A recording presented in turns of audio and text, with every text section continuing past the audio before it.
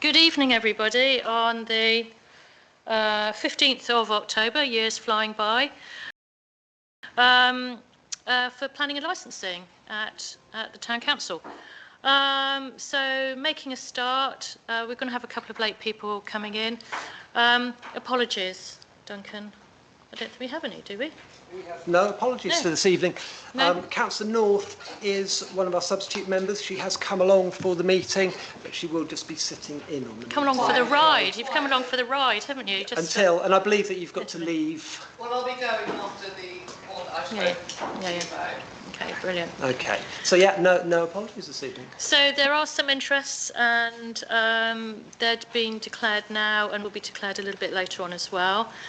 Meeting management issues. We have members in the gallery this evening. Welcome to this public building. It's lovely to see people here. So thank you for contributing to the community. Minutes, Duncan. We haven't got minutes to sign off for. I'm afraid I've not been able to get them ready. They'll be ready for the next meeting. So Okay, that's fine. So no matters arising from those then. Right, so we have open session for the electors. Have we...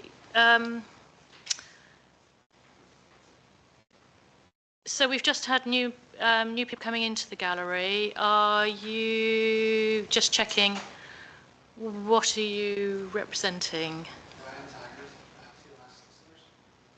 So this is the applicant? Right, you're the applicants, right, okay, So, fine. I mean, I would suggest that the applicant speaks first. Yes, I think so too. So even, because normally we do it first people in to speak first, but seeing as you are the applicants for PA 25/06466 on 19 St Michael's Road, I suggest that, yeah, okay, very quick briefing from Duncan.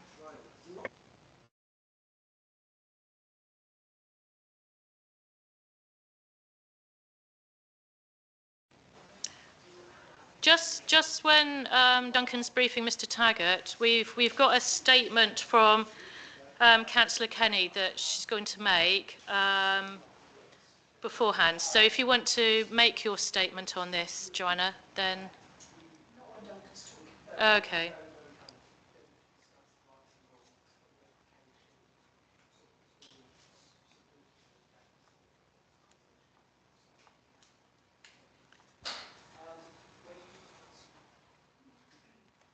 Live stream, I need you to press this. It will make no difference to the audio in the room whatsoever, but it will mean that people watching the live stream of the meeting recording can Just have our ads on.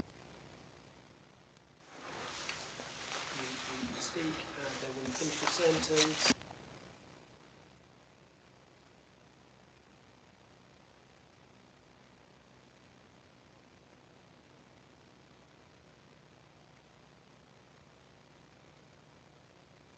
Councillor Kenny is just going to make a very brief statement. Yes, good evening everybody. I'm the local Cornwall councillor as well as a local town councillor.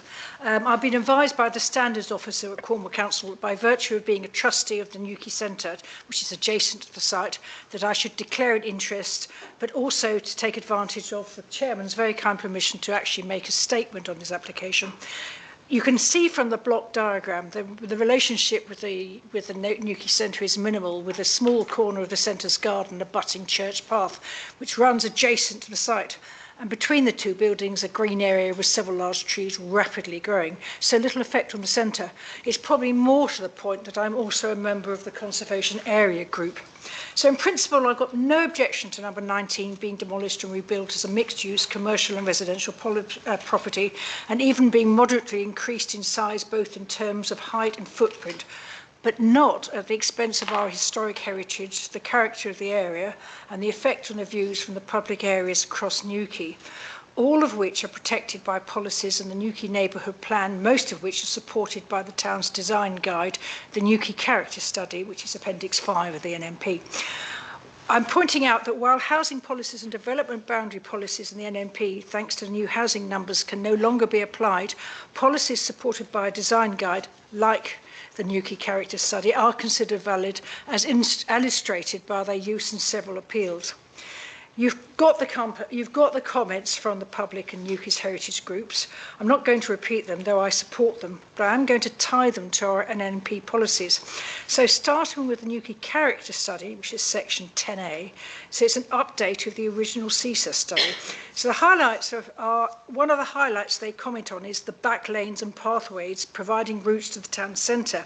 It notes the damage done to the townscape by buildings that are out of scale with the surrounding buildings and have a negative impact on longer views, main example being the Horizon building, and recognises the importance of Mountwise Gardens and its key views over to the Atlantic Hotel.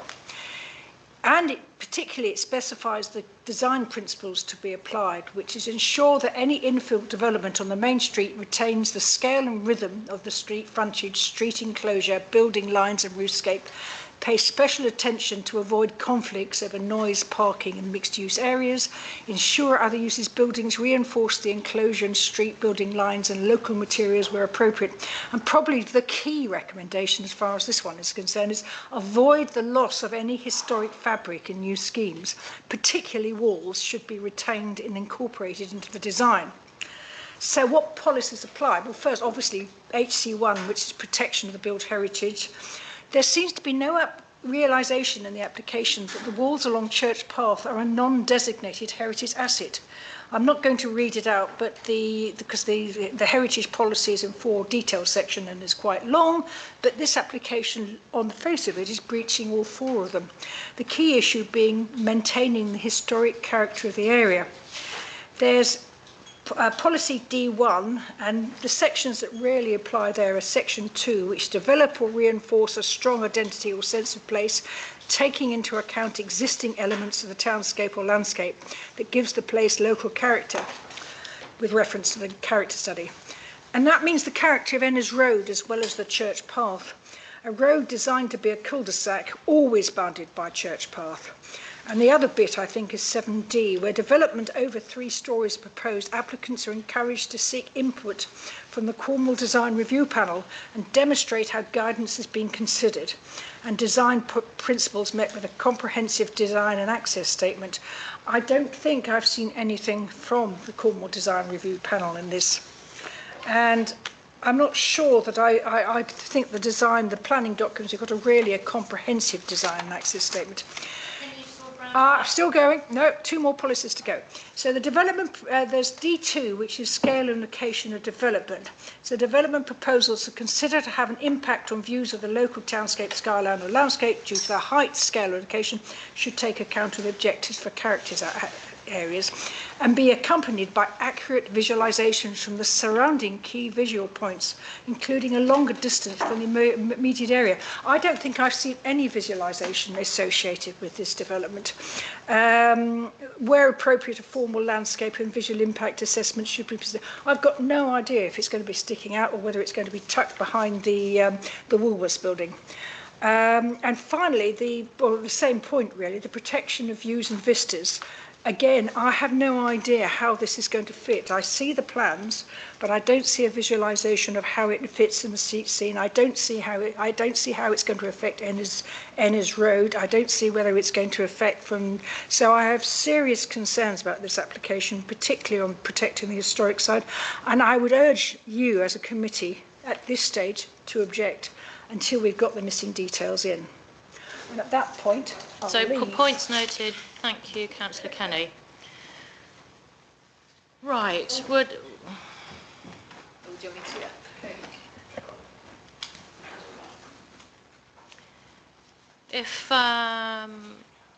If you'd like to speak, sorry, if you say your name and that'd be wonderful. Thank you. Like I said earlier, my name is Brian Taggart. I'm here from TLS Solicitors. We're making the formal application. The application is on behalf of TLS Solicitors, but the actual corporate structure is slightly different. So I am the sole shareholder. I'm one of the 3 directors of TLS Solicitors, and I am a 50% owner in the St Michael's Gate, which owns the freehold. Apologies, Luke Boylan was due to attend today. He's the architect, so he was in control of the finer details in relation to the plans and collating all of the various documents, but due to pre-existing plans, he's actually on holidays at the moment. They couldn't get any rearranged. He's away with his elderly father. So apologies there. I'm here to not talk about the intricacies of the plan.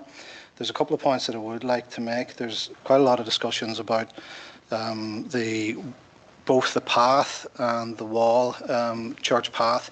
The wall is going to be incorporated into the design. There has to be an opening sufficiently wide enough to allow for cars to come and go.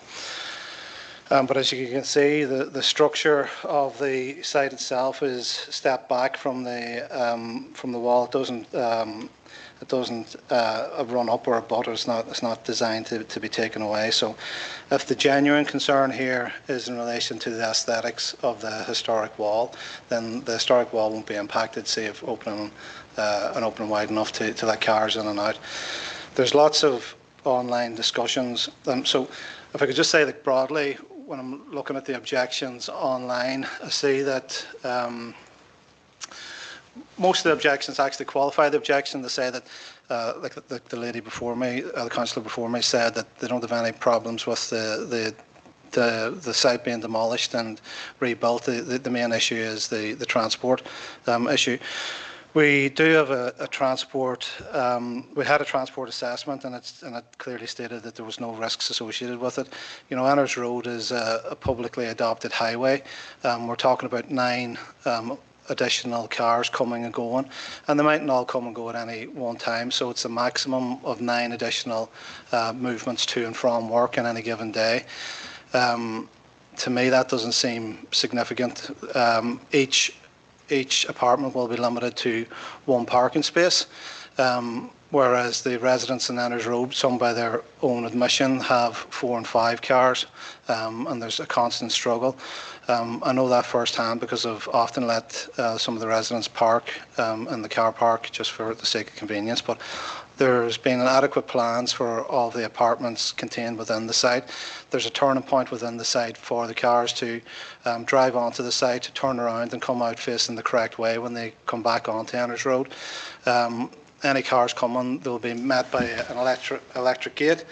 They'll have to stop at the gate. So the cars will all come to a complete stop. The gate will open and then they'll go in. Crossing that pathway would be a lot safer than if anyone is coming from the car park into town. They've got to pass Manners Road. They've got to pass St Michael's Road. Those are 2 busy roads with no way to curtail the traffic on St Michael's Road. And there's a zebra crossing at the bottom. But St Michael's Road is going to be, sees a hell of a lot more traffic than this development ever will. I don't want to really go into too much detail on any of the other design aspects. The motivation for the build is I've been trying to build my practice. I've been in Newquay since 2016. We've taken the practice and it's grown constantly. We supply anywhere between 12 and 16 full-time jobs in the site. Sometimes it's been up to 19, 20 full-time jobs in the site. I need to plan for the future of my business. I need to make sure that the building's fit for purpose. I need to make sure that I can keep the staff that I have and I can attract new staff. The building's dated. It's not fit for purpose. I think if you can round up from Okay, what we so were in saying. summary, I'm not some sort of out-of-town developer. Whilst my accent mightn't be local, I've been here for 10 years. I'm committed to the local town. I'm committed to both building the office to suit my staff, to suit the clients, and I'm also committed to helping the shortage of available housing stock in the area, and that's the motivation for the build. Brilliant, thank you. Do we do questions? We do. Yes, yeah. So opening up for questions. Yes, from you guys. Yes. Yeah. If you want to put your microphone on, please. Sorry. Yes. The red line around the site has included the bit where the vehicles will go over the path. Do you own that? Pathway? Yes. No. No. Okay. And what are you intending to do with the rest of the wall? There was no discussions about the wall until, like I say, it seems to be the thing that quite a lot of people have anchored on online and the complaints, and so there was no real discussion about the wall. And like I say, I was speaking to Luke before the meeting, and I said, what are we dealing with here? What's the deal with the wall? And he was genuinely didn't understand what it was about, because he says there's no plans to demolish the wall. The wall's going to stay in situ, and the rest of the site just slots in behind it. There's a gap between the wall and the structure of the building in any event, so that's not really. And finally, what was the thinking behind not using the access from St Michael's Road? Well, part of it is it's got to serve two purposes. So the front of the building keeps it, that's for the commercial use. So the garden that's currently there will be used for parking for staff and for clients. So we've tried to keep it zoned. So commercial at the bottom and at the front for parking, residential up above and at the rear for parking, just sort of for practical purposes. Thank you. Right, Joe? Hello. Just to pick up on your parking thing, what are the practical purposes of zoning? What are the practical purposes? You said that you wanted to have commercial at the top and residential at the bottom for practical purposes. Mm-hmm. What do you mean? Well, it just keeps the site as two self-contained areas, so customers or clients aren't confused as to where they're parking, and same for the staff, and it zones it. It's just an aesthetic, really. So, but as a result of the aesthetic, you're getting into the issue about making a break in the wall. Okay, so yeah, it was never. So the current access is located as along the side of the building, where if you want to try and provide a large enough footprint on the ground floor to contain the office has to go wide, so that the building's going to be wider, so there's no opportunity to drive down the side of the building in the future. Can I just comment? Surely that is maybe why can't you develop it lengthways as opposed to widthways? Because you've got the sight lines of the existing buildings, and we're not trying to protrude any further forward, so it keeps it in line with Enners Road at the front. Effectively, it's just a choice that you're making on that you don't just go lengthways as opposed to you're going widthways and blocking your drive effectively, which you currently have at the moment. So it's a choice that you're making on that. Yeah, so everything's a choice and a compromise. But like I say, if you were to go up to the boundary at St Michael's Road, the whole development just wouldn't look in keeping. And you like, as it stands, no one has made any significant complaints about the actual design of the building itself. So we take that as a positive, that people are going, well, it fits in line with, you can see there in the darker shaded area, it fits in line with the current frontage of the property, and that grey area includes balcony area. So what is the increase in height from the current building to the one that you're putting the application for? I couldn't say for definite, but it's been designed that it shouldn't be any higher than the existing. There's quite a high-pitched roof on the site at the minute. So if you go back to the street view, you see that the height of the roof is pretty much in line with the building St Michael's Court, the flats next door, and obviously that's a bigger mass. So with the flat roof, you get your extra story there, and it doesn't materially increase the height of the building. If at all, I'm not saying materially, I'm not sure it actually increases the height of the building at all. Councillor Morris. Just two questions. First one is, are you having a roof terrace at the top, or planning to? It's like I think it's called a seeding roof, so it's part of the ecological study. It's got a grass roof, which means that it adds to the biodiversity net gain. So there's no access to it. The second one, if you come in through Enners Road, are your gates going to block Church Path? No, it would be designed within the curtilage of the current building. I meant when they're open. No, so it'll be sliding, yeah. There'd be no, definitely not. There's no intention for them to swing open or do anything else. It'll all stay within the boundaries. Any other questions at the moment? Karen? Yes, of course you are, yeah. I've just come back from a vacation, actually, a holiday, but my first day back today, and I've already been approached by 3 local residents about this proposed development. Yeah, so the question is, I don't really understand the 2 accesses to the airport, to the car park, one being from St Michael's Road and one from Ennis's Road. Why? I still don't understand why you need 2 access for the cars. Okay, so it's not that there's 2 accesses to the same area. The front area is totally separate from the back area, so the front area is for clients and staff, whereas you can't access the front area from the back area. That's another question I've seen online. People were saying they were creating a through road. There's no through road, so all you do is you'd come down to the end of Enners Road, you'd go into a car park, which ends at the car park. You can't then swing a right and then head up towards St Michael's Road and do a loop around. The front area is contained, you can't get to the back, and vice versa. The back area is contained, you can't get to the front. So it's not 2 access ways to the same car park. It's 2 access ways for 2 different purposes, one commercial and one residential. Thank you for explaining that. No problem. Anybody? Nick, can you turn your microphone off, please? Thank you.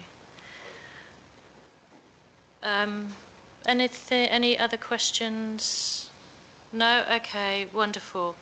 Thank you. Thanks for your time. So is somebody going to speak for? Will's going to speak. Come on down, Will. That would be great. Are you Will, are you going to be speaking for everybody, or are you? There's other people too. That's okay. It's just giving an indication to me as to. Oh, we need another chair up there, don't we?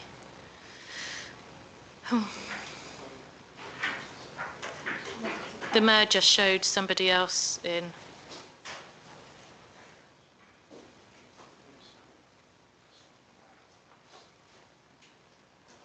Great, thank you.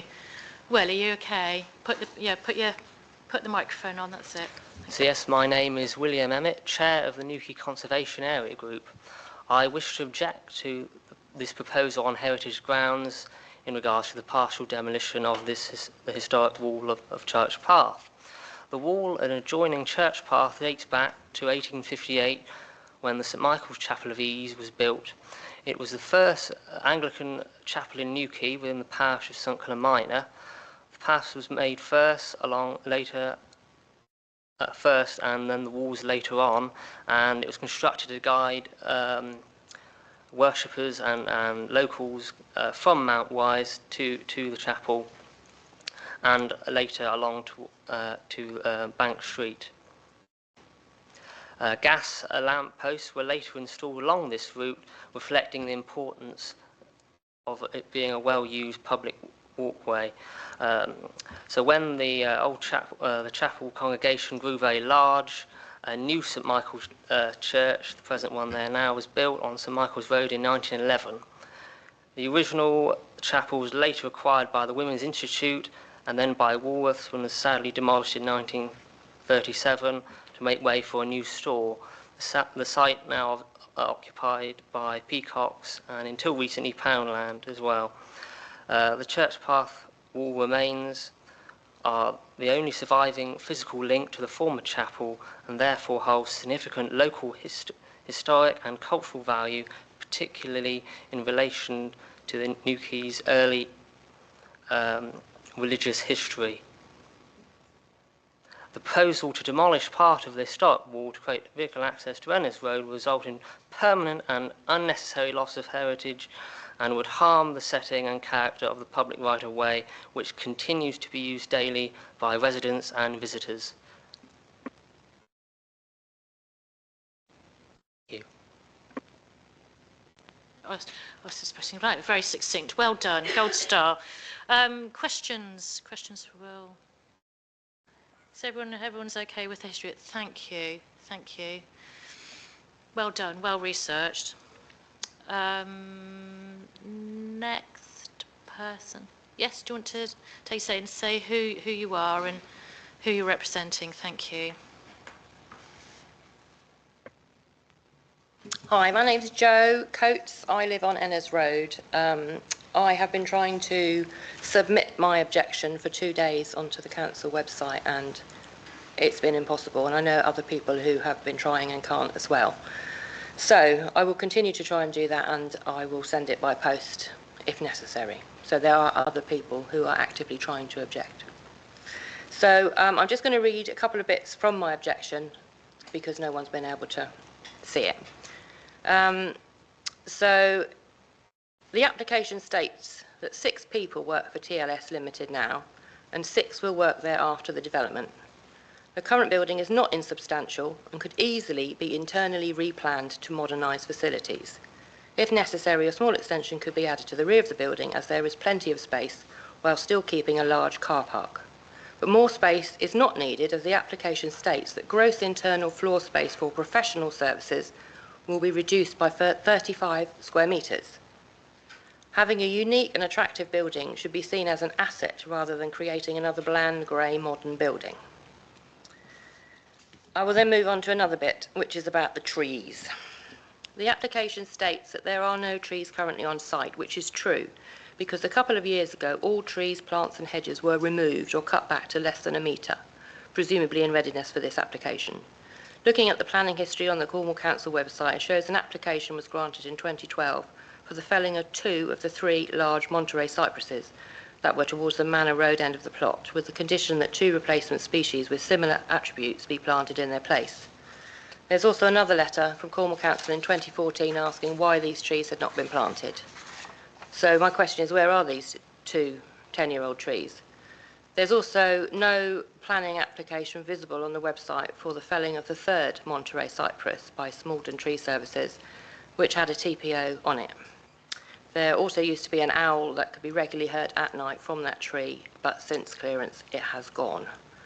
And then I'll do a little bit more about the green stuff. According to the Green Infrastructure Statement prepared by CEC Limited, I quote, "There are some remnant sections of garden at the front and around the perimeter of the site. Most of these areas have been covered with thick layer of stone chippings, with occasional shrubs and some opportunistic plants starting to grow on top of the stone. These areas are predominantly unvegetated. And, I quote, there are no habitat corridors within or adjacent to the site." Both these statements are correct because everything has been removed. The report also says it is not practical to provide trees within the proposed development.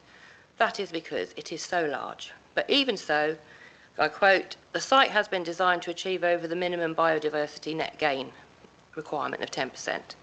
So, having removed everything, anything would appear as an improvement and meet the required target.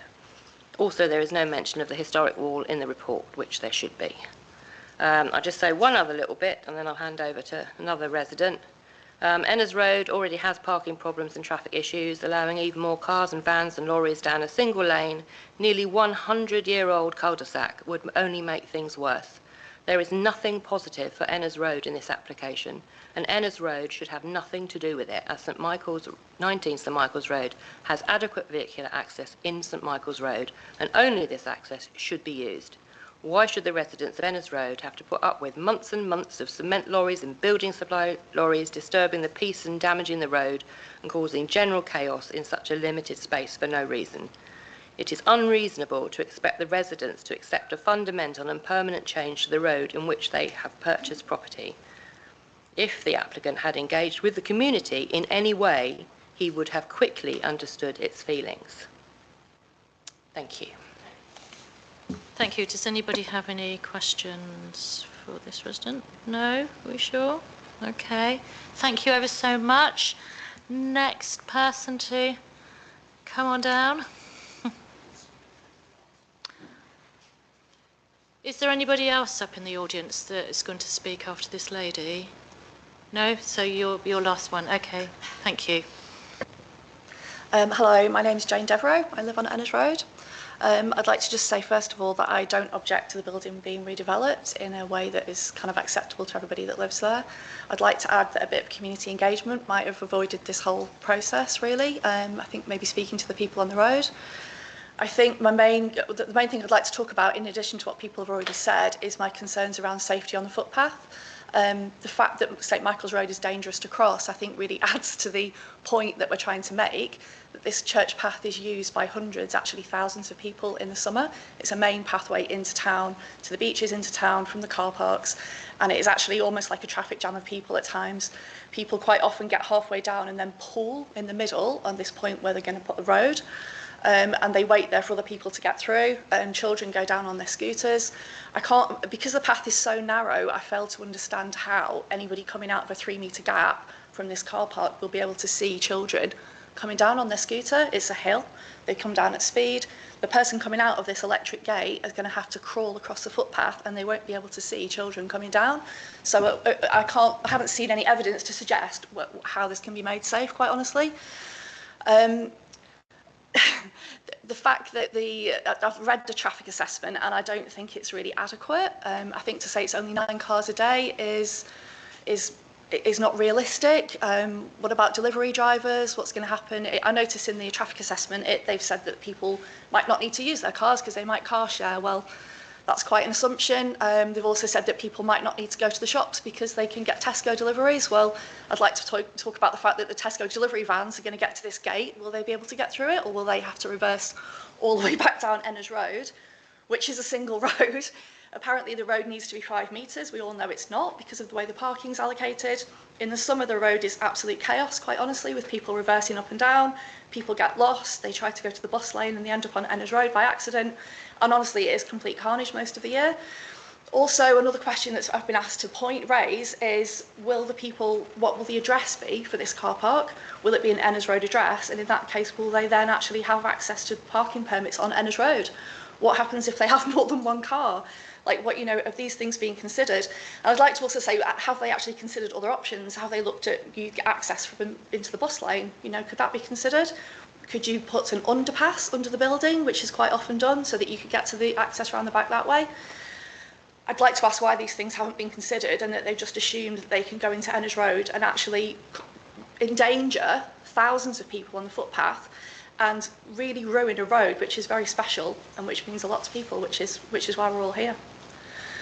That's me. Thank you for listening. Can I just ask a question before I open it up? Is there that's the end of the road, so there's no turning circle, there's no turning point for Ennis Road? No, there's not. People just reverse the whole way down quite frequently, and at speed as well, I'd like to say, so it is actually at times already dangerous. So extra traffic, 9 cars or not, it is not really acceptable. I'd like to see what evidence there is. Has there been a report done into this? Has anyone done a survey? I'd really be interested to see that. Can I just turn it? Duncan, can you turn it just round again? So are those cars parked the other way round? That's it. So the car parked on the left, is that actually somebody's private property? That's yours. Okay. Oh, you do want to. There is somebody else to speak. Oh, sorry. Okay. Anyone else? Any questions for Ennis Road resident? No. Okay.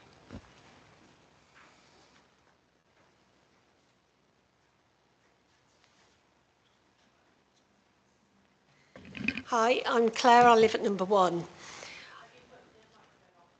Yes, it's red. Yeah. I live at number 1, and so I see the amount of people that come down the laneway every day.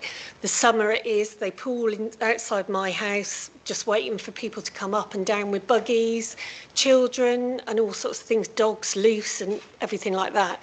Cars fly down this road because they turn off too early with the sat-nav. I think they're supposed to go down to St Michael's, but they come down ours, get to the bottom of mine, do a several point turn because there are often cars parked right down the side. And then if they can't reverse, they spend a while. I've actually seen somebody have to have their car lifted round by a load of holiday makers because she got stuck and couldn't get back out. If they go in through the wall, if there is a gate put there and the gate's slides open, I don't know how long it's going to stay open, but I'm sure people are going to try and turn round and they're going to fly back out of that exit. I watch people go really quickly up through that road because they're cross, because they've come down, they've taken a turning too soon. It's just dangerous now, but putting a blind exit on that bit there is just going to be horrendous. It's going to be trouble. And that's the only bit I'd like to say. I think everybody else has said what I'd like to say. Oh yeah, I actually had a car do a 3-point turn in my road. And they were very cross at the time. They reversed into my wall, went over my wall and came into my window. So for 9 months, I had my window blocked up because they just shot back. So if you think people are going to slowly come out and look for people, it's not going to happen. And I can tell you, I've seen the cars. And that's all I've got to say. If anyone would like to ask me any questions. Any questions for this, Ennis Road? No? No, okay. Thank you. Thank you everybody for contributing to that. Duncan, can I just say this is this an old image? Is that Monterey Pine, Monterey Cypress? This one is from the Google car's not been down this road for a little while. This is a 2020 image. So that's 2020. So that, I presume, is one of the trees that has since gone because it's not on the current satellite image. And right, so yes, that's quite a substantial tree, wasn't it? That had a TPO on it. That's gone. Right. Okay. Thank you. So I think we need to have a vote to move this up to the agenda, so we can speak about this now. I'm happy to propose. Councillor Morris is got his hand up a bit quicker than Sandy. So all in favour of moving up into the agenda? Yes, that's everybody. Okay, Duncan, would you care to present this for us? So questions has closed, so you guys can't contribute. I'm afraid now. You're sitting and watching and listening, I'm afraid. Okay, thank you.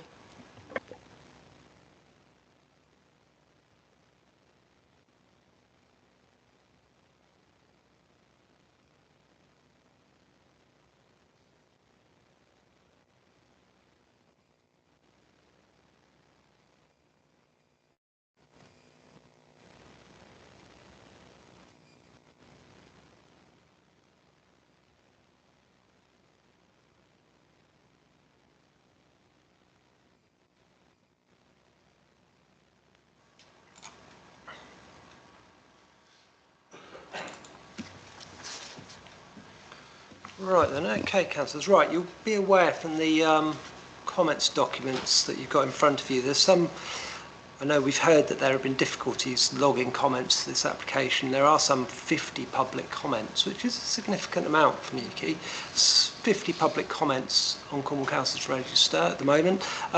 They aren't all objections, I should point out. When I last counted, there were 36 objections, there were 14 comments actually in support of the application, so it is somewhat divisive.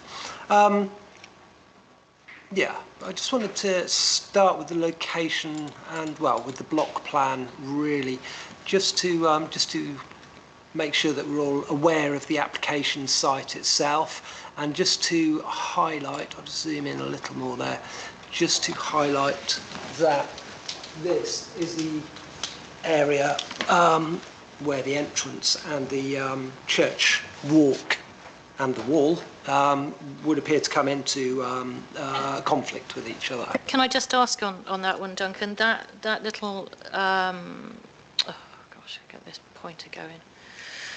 The little bit of the path here, wasn't that one of the questions when the developer was asked, did they own any of the path, and they don't, but their red line suggests that they that it does. So the red line is the application site. Okay. It doesn't necessarily mean that the land owned by the applicant. Okay. However, there is additional paperwork and declarations that would need to be completed by the applicant and returned to Cornwall Council if they are including land that is not within their ownership. And it may be where I will probably have a quick chat with the officer tomorrow just to make certain. I know she's coming down for a site visit, just to make sure that she's aware of that. And the other thing, can I just clarify with you, so is it public highways that maintain that footpath at the moment? Is it public highways property? Or don't we know? I don't have access to that information. I think that it is, though. Yes, thank you.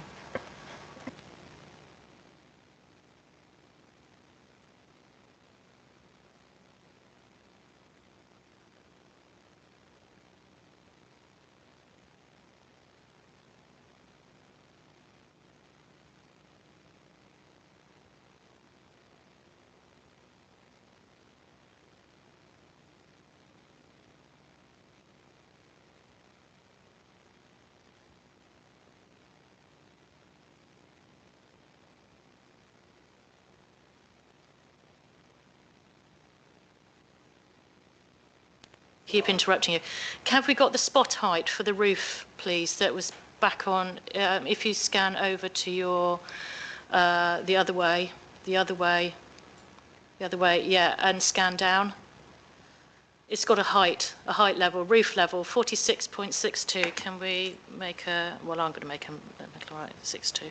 Right, thank you, Duncan. Yeah, go on.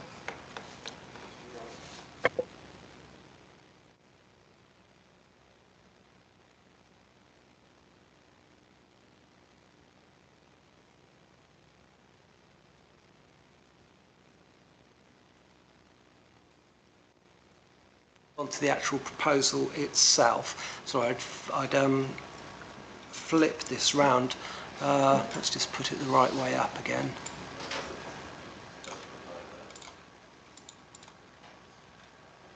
Right.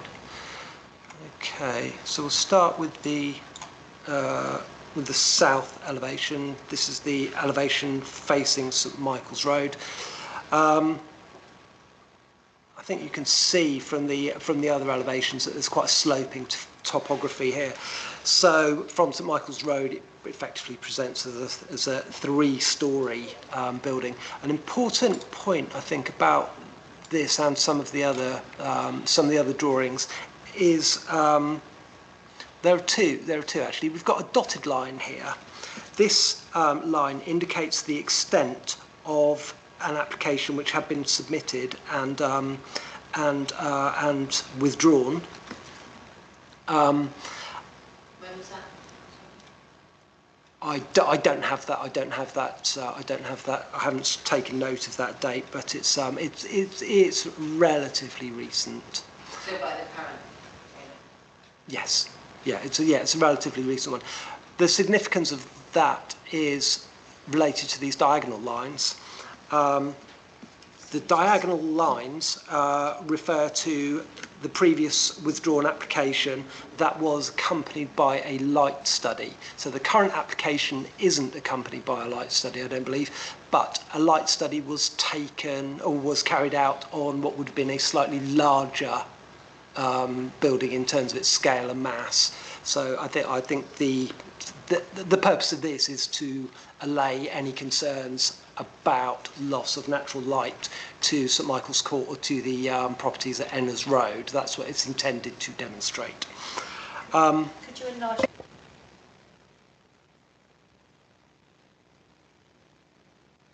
Read it. You just need to appreciate the lines, I think. So the dotted line is the previous withdrawn application. So you can see it is larger in terms of in terms of its outline, and the diagonal lines represent the natural light that would still be received by properties on either side. Is that okay with everybody? Mm-hmm. You don't look like you're convinced by that at all. No, I mean, well, it's just a line, isn't it? I mean, light. Yeah, but it is from a light study. Okay. I'm not saying it's right or wrong. What I'm trying to communicate is that a light survey has been done for a large property. Right. Okay. I'm going to come down to the west elevation now.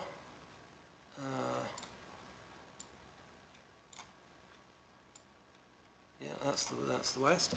So this is the side that would be facing Ennis Road. It shows the 3- and 4-storey elements of the building.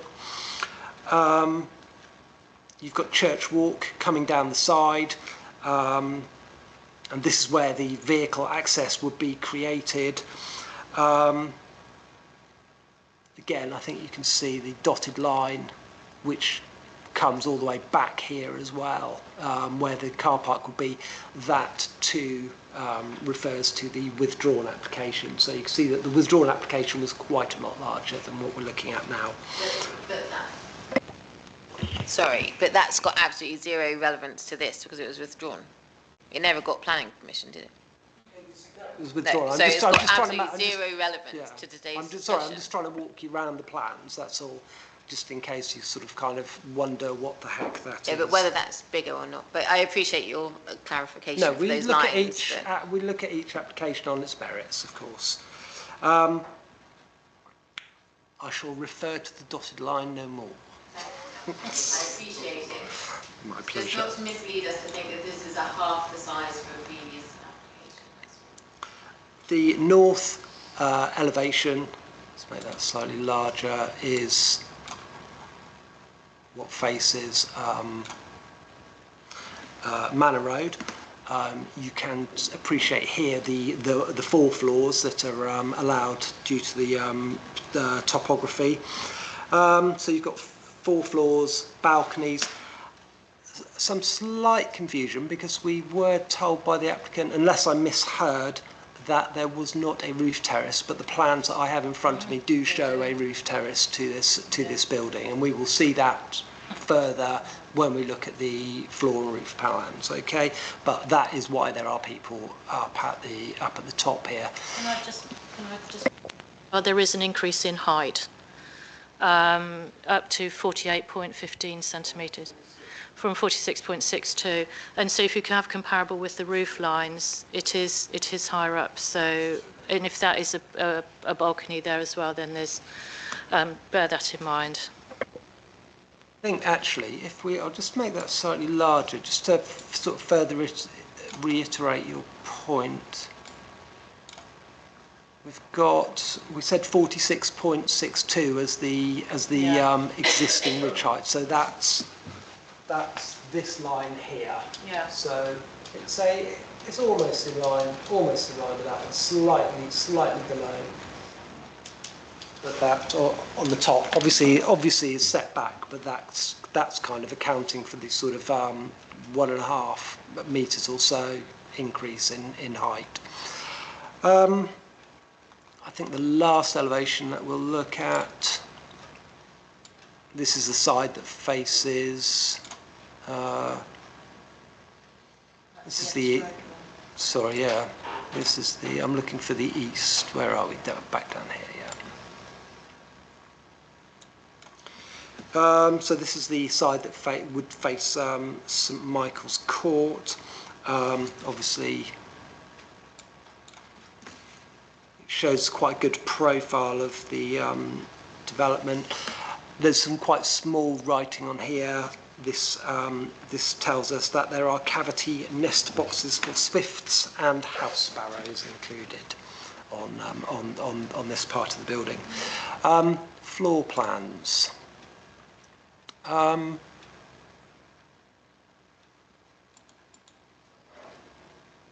Slightly confused by the labelling of this because we've sort of got kind of basement and lower ground floors. I couldn't find a first floor anyway. But if we just take it that there are 4 stories at the back, the side facing Manor Road, and because of the topography, 3 stories at the front. That's the roof. It will make sense as we go along. So, I'm just going to make this slightly larger for you. What I'm going to do is just kind of sort of scroll through, just to sort of, because these are quite busy plans, and it does get looking at them from a distance, you sort of get a bit lost in all of the text, but.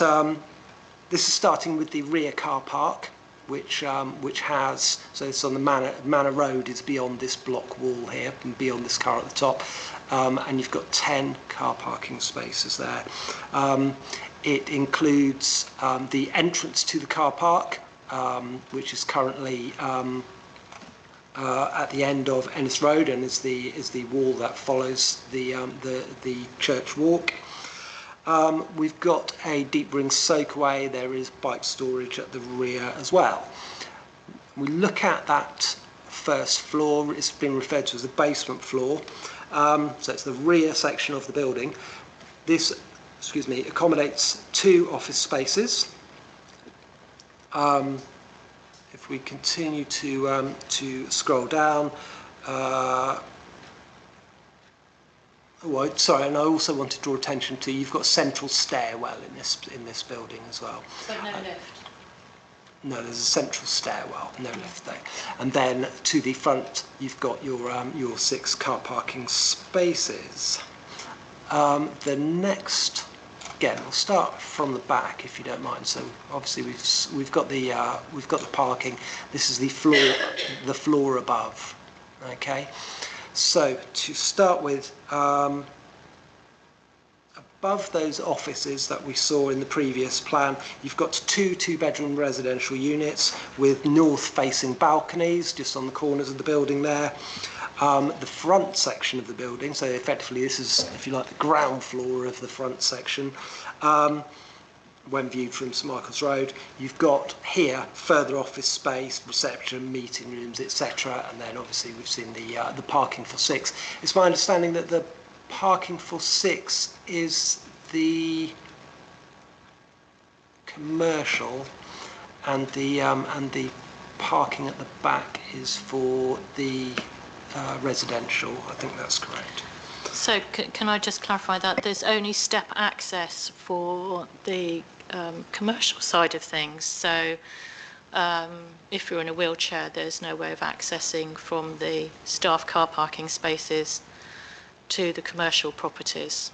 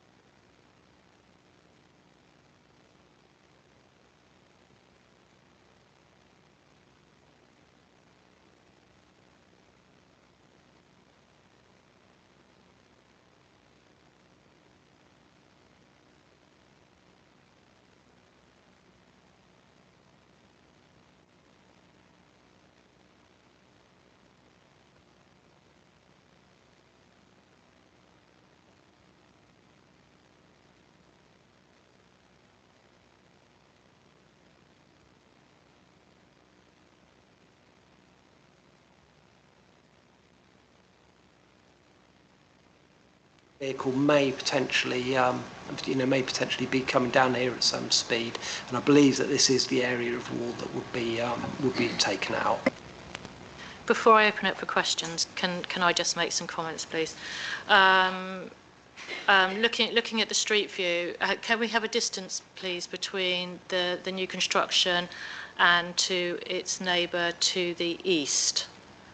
because they do have main windows on the east side. So we've got overlooking and we've got outlook issues there. So This is something of an inexact science, but I mean, you can see that. Well, it had it on the plans, I think. Oh, right. Oh, sorry. Yeah. Well, it would need to measure the plans. What distance have you got from that? You're talking less than 5 metres at the moment.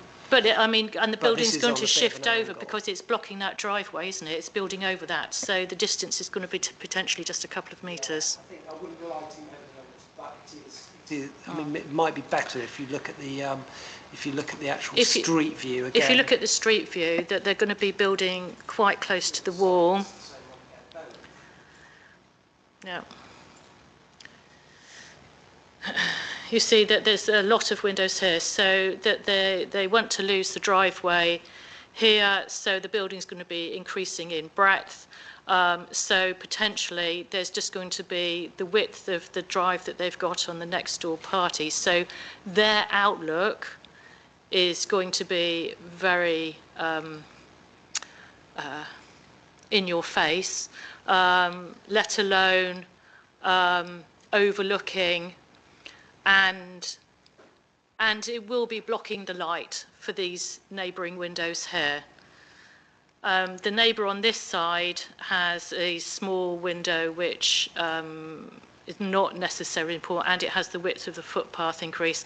I don't know about the number 1 on Ennis Road who spoke before, but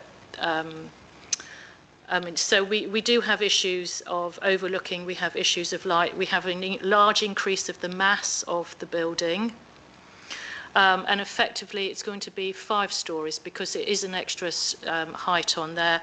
And we've got that it's going to be substantial, it's going to be 2 metres higher. So the height of a room, this room is higher than normal, is I think it's 7 foot, isn't it, normally, I think, the height for us. So 2 metres is beyond that. So it is going to be notably higher in the mass of this. There was no bin or recycling provision in the rear car park for residents or anything at the back. I noticed there was bin provision at the front. I haven't seen any evidence of energy generation on the roof at all.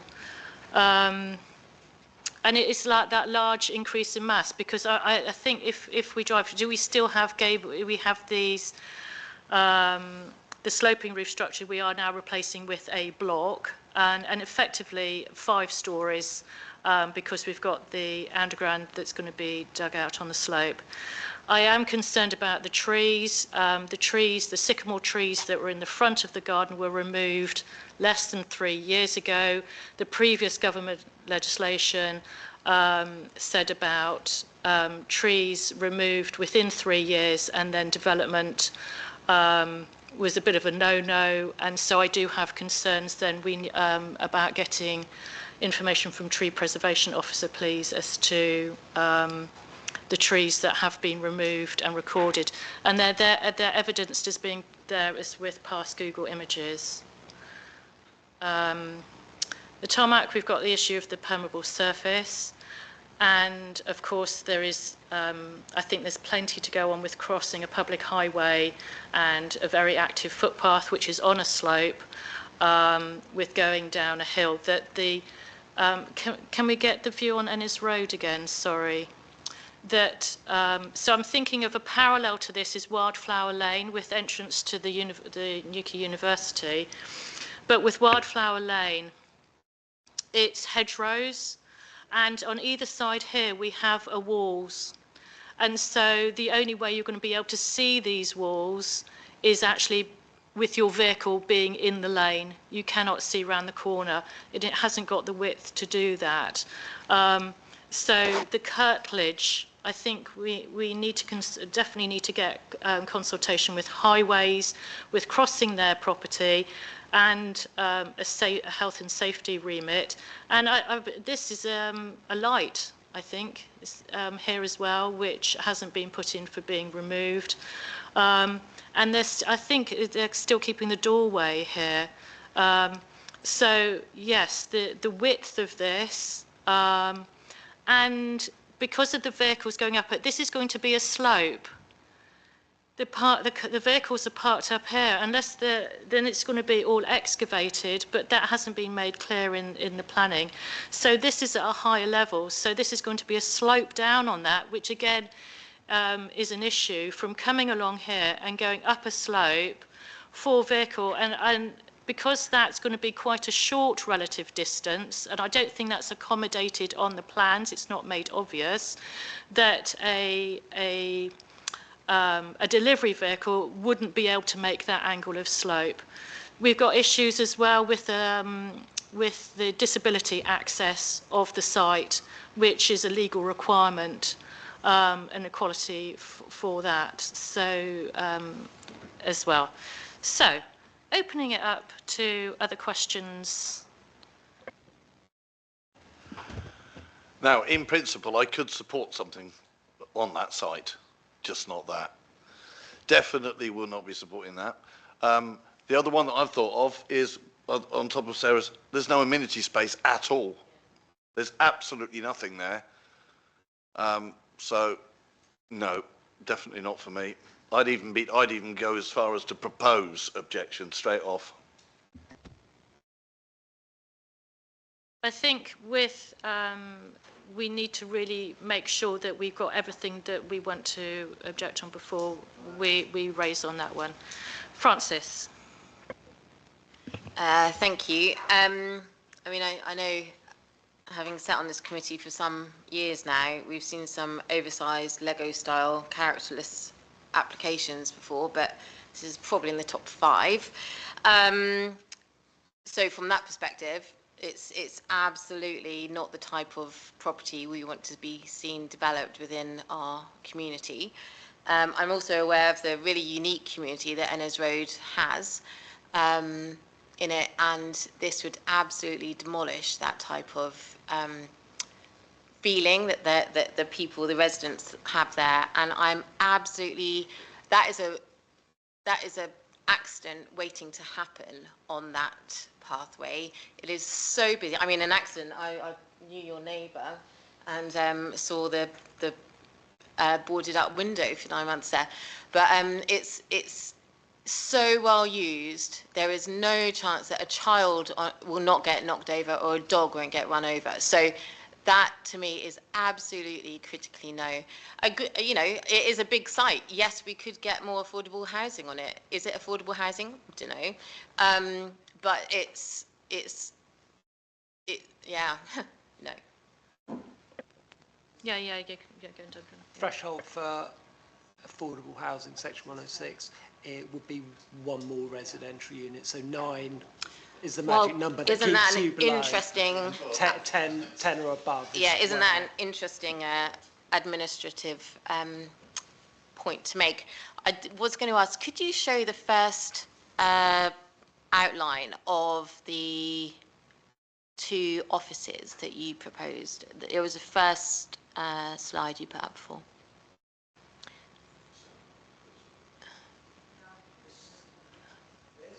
It was the 2 that were just next to each other. Yeah, on the plans, it was the 2 offices that seemed to be in a basement. Bottom, yeah. On the ground floor, lower ground floor, the floor plan. The lower ground, yeah, lower basement floor plan.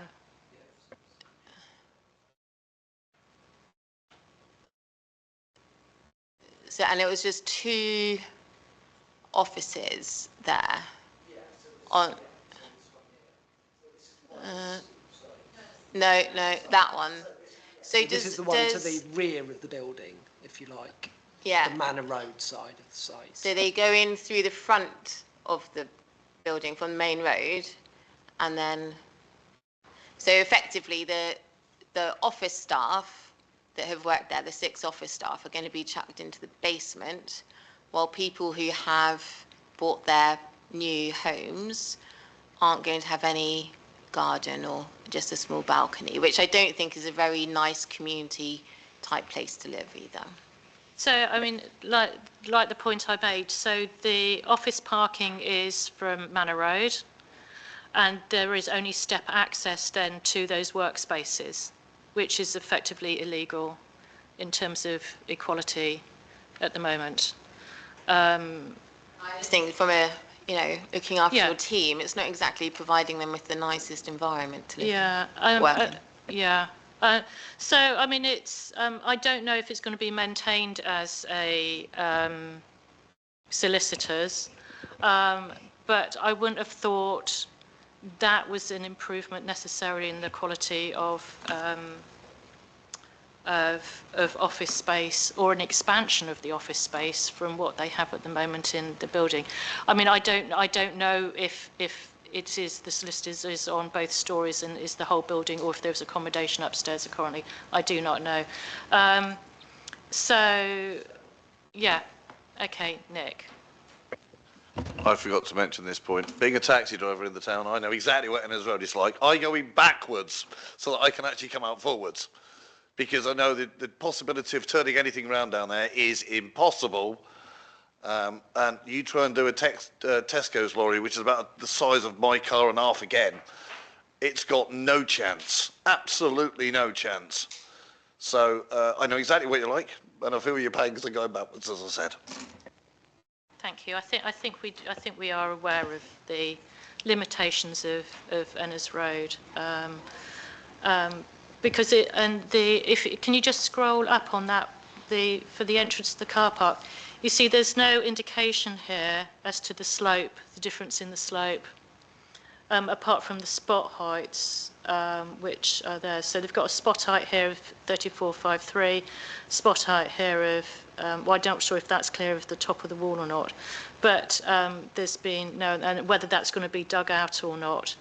And as I said, there's no bins or recycling here for, so this is going to be the residents' parking, I presume. 1, 2, 3, 4, 5, 6, 7, 8, 9, 10. What's the bedroom capacity that we've got at the moment? Is the parking even meeting? We've got no EV charging points. We haven't got expansion then for disabled parking. In terms of policy H4, you'd be looking. You've got 9 apartments that are all 2-bed plus. So you'd be looking at H4 would want 18 parking spaces. So we're limited on that. Obviously, there are there are conversations that are had around that. Yes. Because, if you just strictly apply that out of context, then you'd be looking at 18. Okay.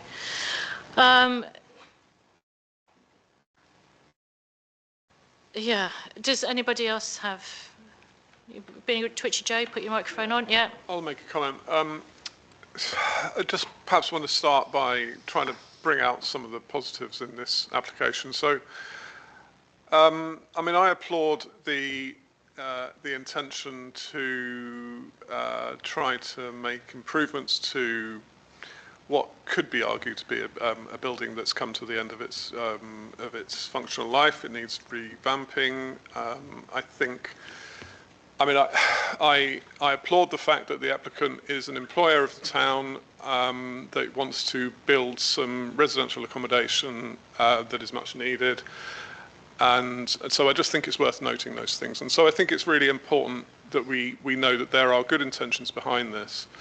I'm very worried because the knocking down of the heritage wall is more than just a demolishing of a wall.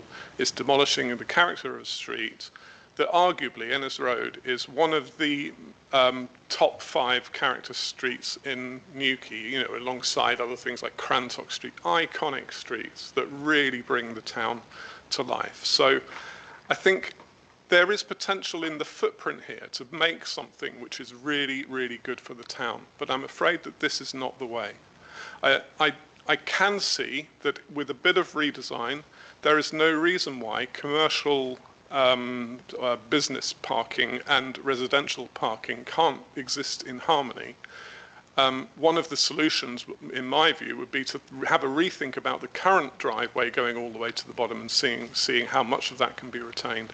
But I just think that the design at the moment, it misses a fundamental point about the impact of the town and the unintended consequences of destroying a wall and in my view, really compromising an existing piece of heritage, which is Ennis Road.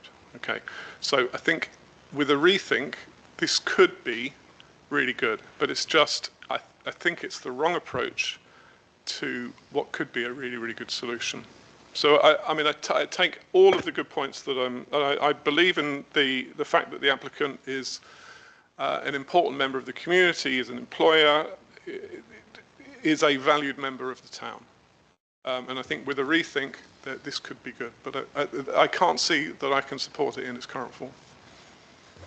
Lamorna? I concur with those points.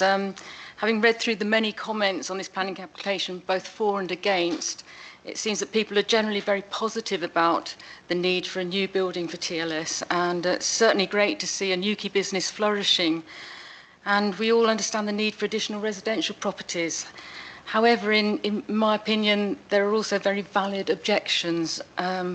Firstly, the impact of additional traffic for residents of Ennis Road will almost certainly be considerable, as the current road is narrow and will change from a cul-de-sac to a through road, albeit to a car park.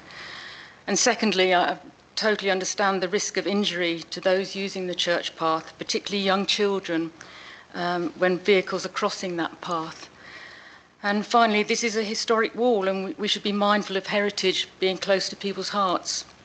And I think, for me, the Ennis Road entrance is very convenient for the architect and the developer, but very inconvenient for the residents, possibly very risky and dangerous for pedestrians on Church Path, and it is a loss of heritage. So I would like to see a complete redesign and making use of the St Michael's Road access.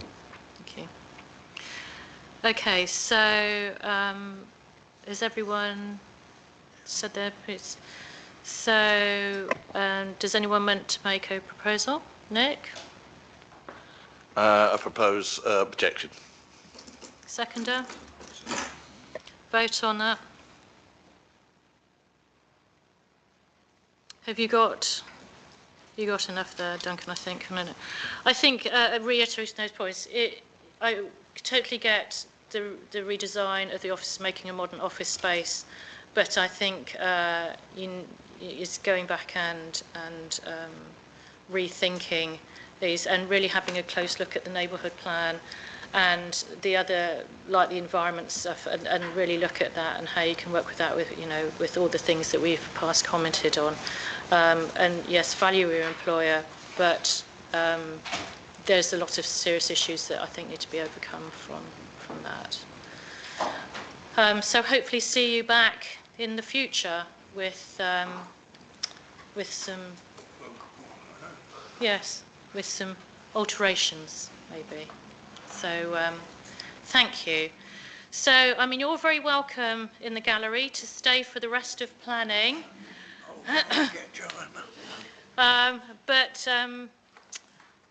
If you care to depart, and if you can keep conversations to downstairs, please, because we've got other 8 planning applications to look at and quite a long evening ahead of us. So, thank you ever so much this evening.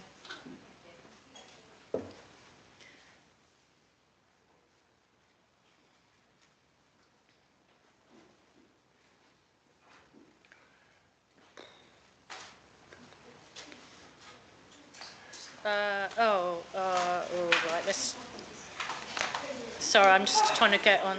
Everything you said then was correct, sir.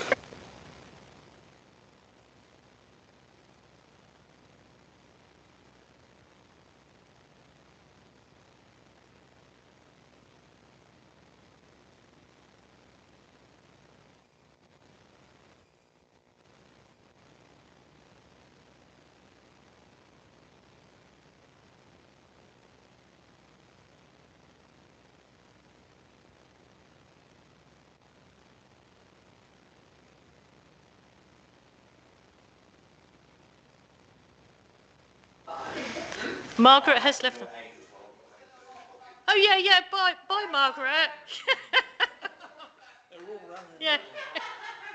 See you tomorrow. Oh, good grief. Right, okay. Voting to go back on to, proposing to go back to the agenda. Seconder, Sandy seconding, all vote in favour. And Councillor Kenny has entered the room again. And is not eating a biscuit yet. So, oh, you had cake? Where's our cake? Yes. How rude. Right, okay. Did we have any written questions about anything else, Duncan?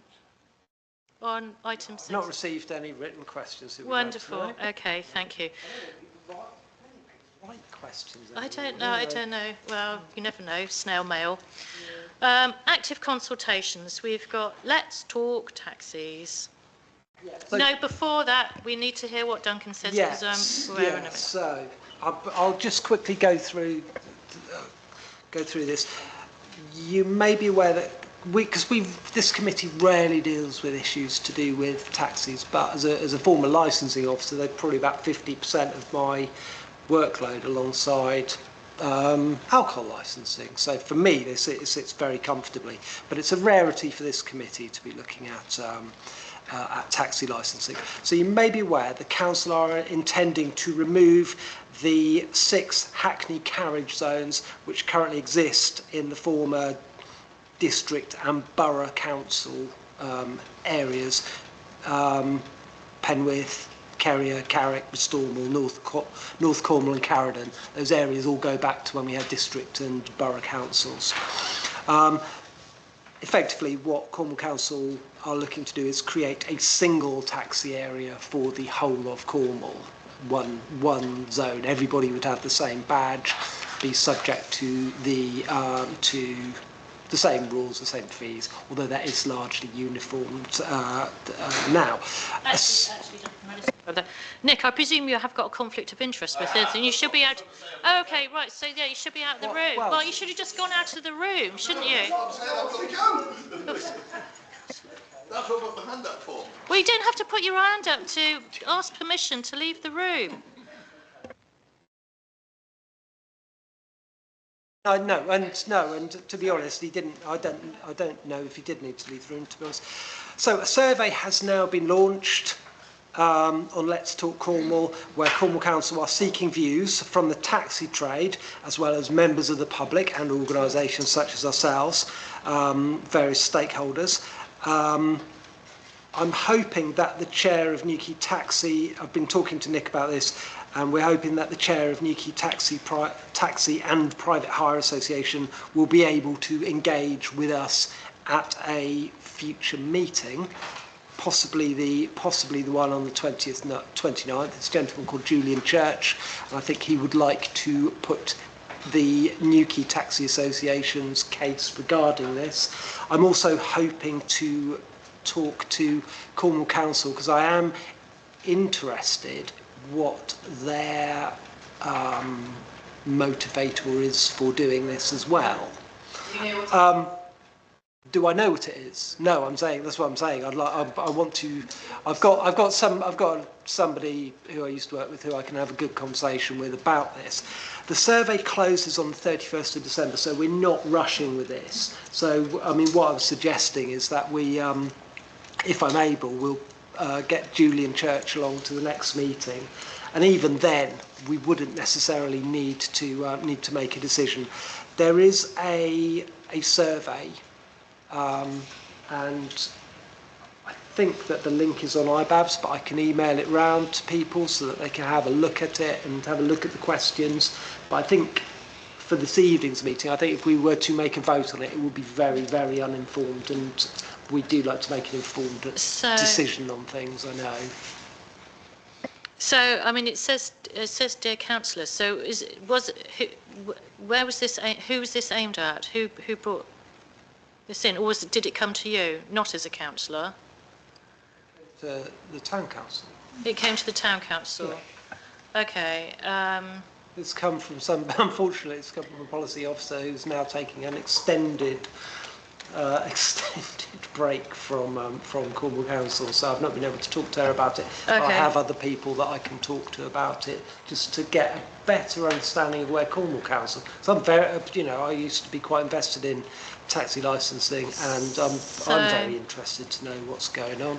So are we aiming from this then to create a Newquay Town Council response to this?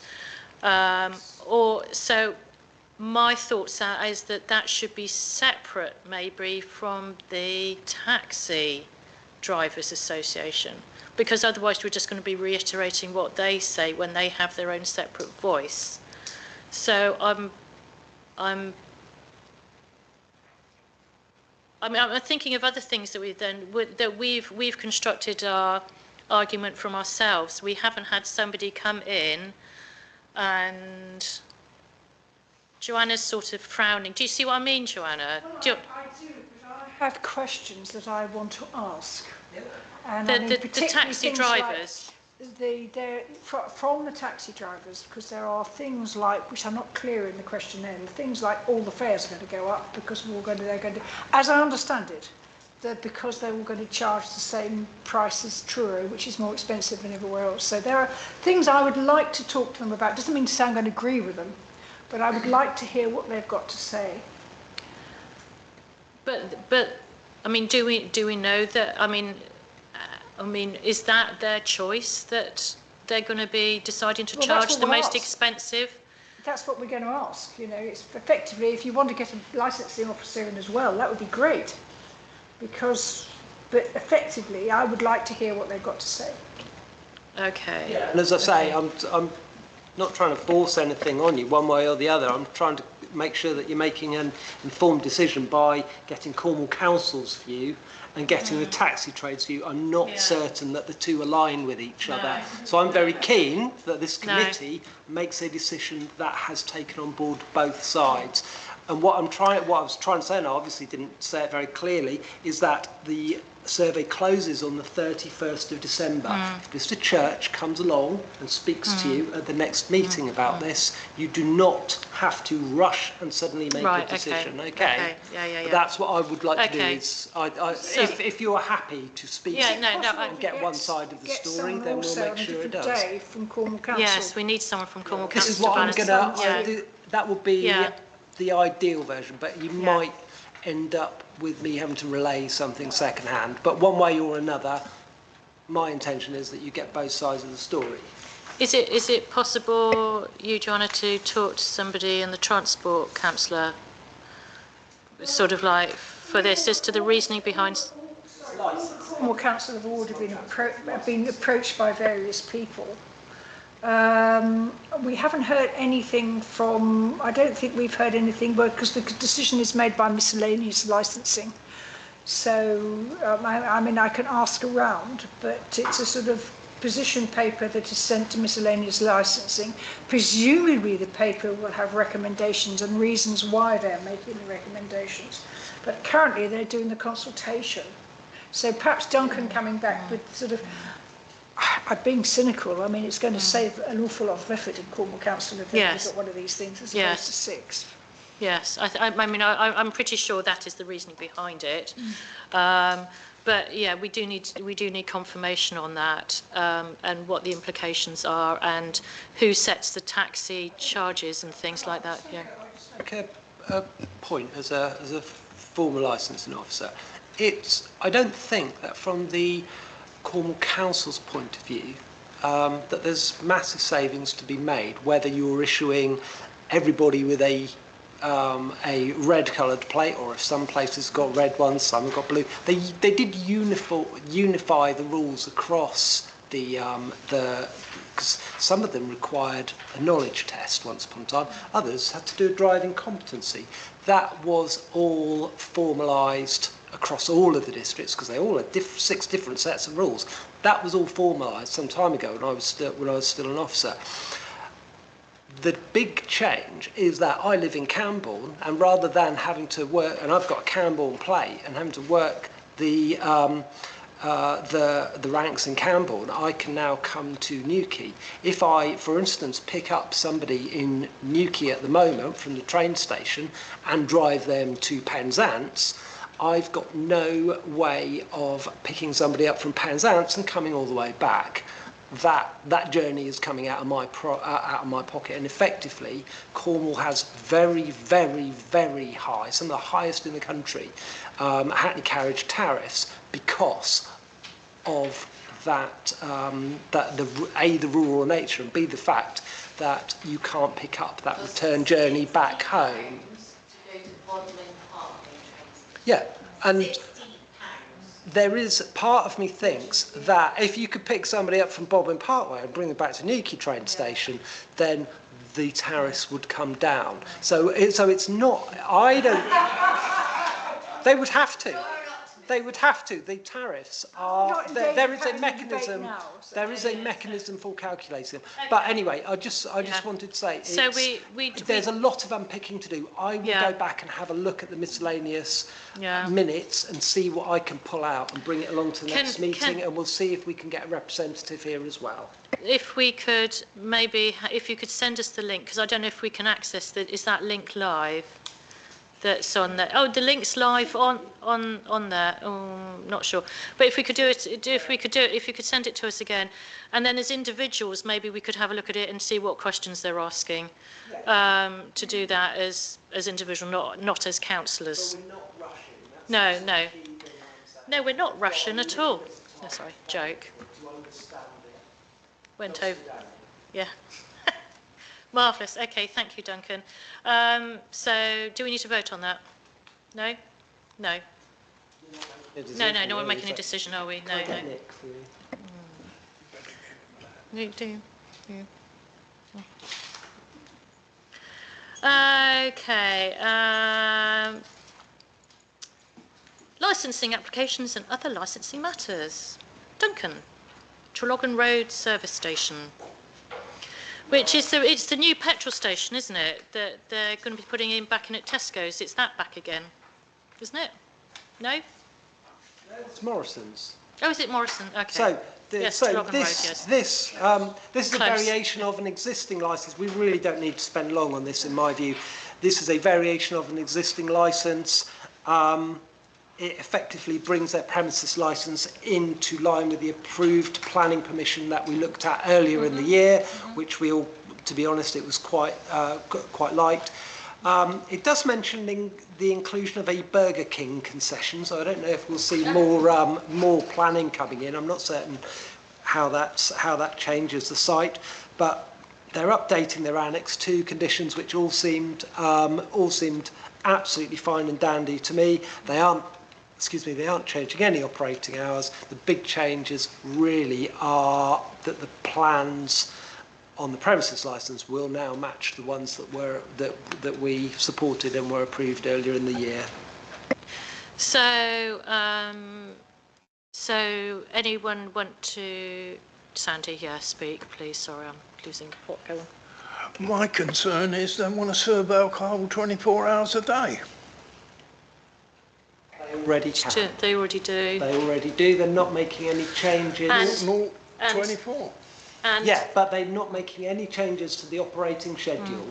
No. The changes that they're making are to the plans. They've already got permissions in place on the current premises licence. So they'll be allowed to serve 24 hours a day. And the new Tesco's, which is going in July, we looked at that at licensing, and that was 24 hours alcohol too. But they are literally doing that even as we speak. Yeah. You know. Okay. So no, but I think that they. Yeah. Yeah, Morrison's garage is 24 hours a day. Okay. I've been there sort of 4 o'clock in the morning before now when I finish work. They've outsourced it. It's not Morrison's, is it really? Motor Fuel Group. Whoever's doing it. But as I say, they aren't changing the hours that they've got, and we can't go in there and say you need to change your hours. They have them, and they are set in stone until they decide to change them. They're changing the plans. So the layout, and they are changing so the layout is going to match the planning permission that we saw earlier in the year. Yeah. And they are updating what were a slightly outdated set of Annex 2 conditions on the licence, and they all seem absolutely fine. Yeah, Joanna, yeah. Propose no representation. No representation, that was the word that I was after. I need to write that word down, representation. No representation, seconder for that? Yeah, seconder, all in that, no representation. Yeah, brilliant, thank you. That was everybody. Abstention, because I know them.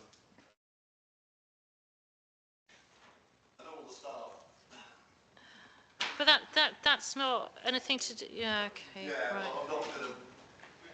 That's right, okay. Okay, second one, so Cornish Oven, pavement licence. So looking at the photos for this, is that they've already got their chairs out there as it is. I think it's another one of those pickups from licensing from the summer, Duncan. So I'm presuming that you've looked at this in the layout. The only question is they don't have a barrier around it, and my thoughts are that it needs one of those, the tap for the visually impaired. It needs a barrier round to for the visually impaired. I don't think that we can insist upon that. Okay. Well, we can't. Sorry, it's not Okay, a case of. okay. Not a case of. Okay. I mean, if you were aware that there's been problems as a result of them not having a tap barrier, then that would be different. I'll just show you the layout. As we've said, this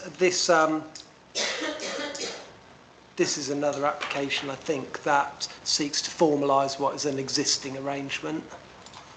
So effectively, they've had this seating extending 1.5 metres out around two sides of the building for some time. I think we've got there's a couple of photographs as well there, or at least one that's useful. Let's just make that a little bit larger. So yeah, there you can see the Cornish Oven. On the right-hand side there, and there is another image, I think, that's just showing that they don't extend. Much like the Nero one, they're kind of sort of backed onto the front of the premises. That's showing 1.5 metres. That's showing 1.5 metres. Yes. No, you can't. But I think though I have a concern though with sort of continuity that we saw with what did we see last time? Clove, they sort of they have the planting around it, and I think they've got edges to it for Clover Club. The Clover Club, thank you. Yeah, I mean, I did include with our response. Yeah. I did mention about a tap rail Yeah. because we'd seen a couple of tap rails. I don't think we've ever With the other seen one. any before, but then one evening we saw two applications and they both had Yeah. tap rails. I did include that as a comment in the last one, and I'll happily include it this time as Yeah, well. so- But I don't believe that there's any way that we can Yeah. insist on this Okay. unless we were aware that blind people or visually impaired people are having a lot of problem with that, and we've certainly heard nothing. But I'd like that putting in as a comment, Yeah, please. I'll certainly add that. I don't have any issues with this, so I'm proposing no representation. But if we could include that, please. As with the other premises down that we've looked at, what's Costa? Yeah, Costa, Cafe Nero, and the Clover. They've all got a demarcation of a boundary around that, and it would be nice for that continuity, rather than that. Chairs are going to get pushed back, and it's going to be further than that, and so on. So, is anyone seconder for my voting on no representation? Yeah. Thank you, Duncan. Update on Sahara City. Shall I? You can do this. Oh yeah, we had a hearing, and it went on for over an hour and a half-ish, wasn't it? It went. It wasn't short. No. It wasn't short. But the upset is sort of the proprietor of Sahara from the Maharaja on the other side of the road hadn't been. The main objection was being upheld by fire. And according to Duncan's experience, we've never experienced so much consternation by a fire department before. Is it consternation or is it, well, I don't know, star signs? I don't know. So they objected? They were really objected, and they really hammered their nail home. And the proprietor of the premises had not been in contact with the concerning fire officer's emails through the process for this. So after quite a lengthy 20-odd minute deliberation by the committee, it was refused. 20 minutes is not long for that committee. It could even have been longer, isn't it? Because I had to go. I left you there to it. Yeah,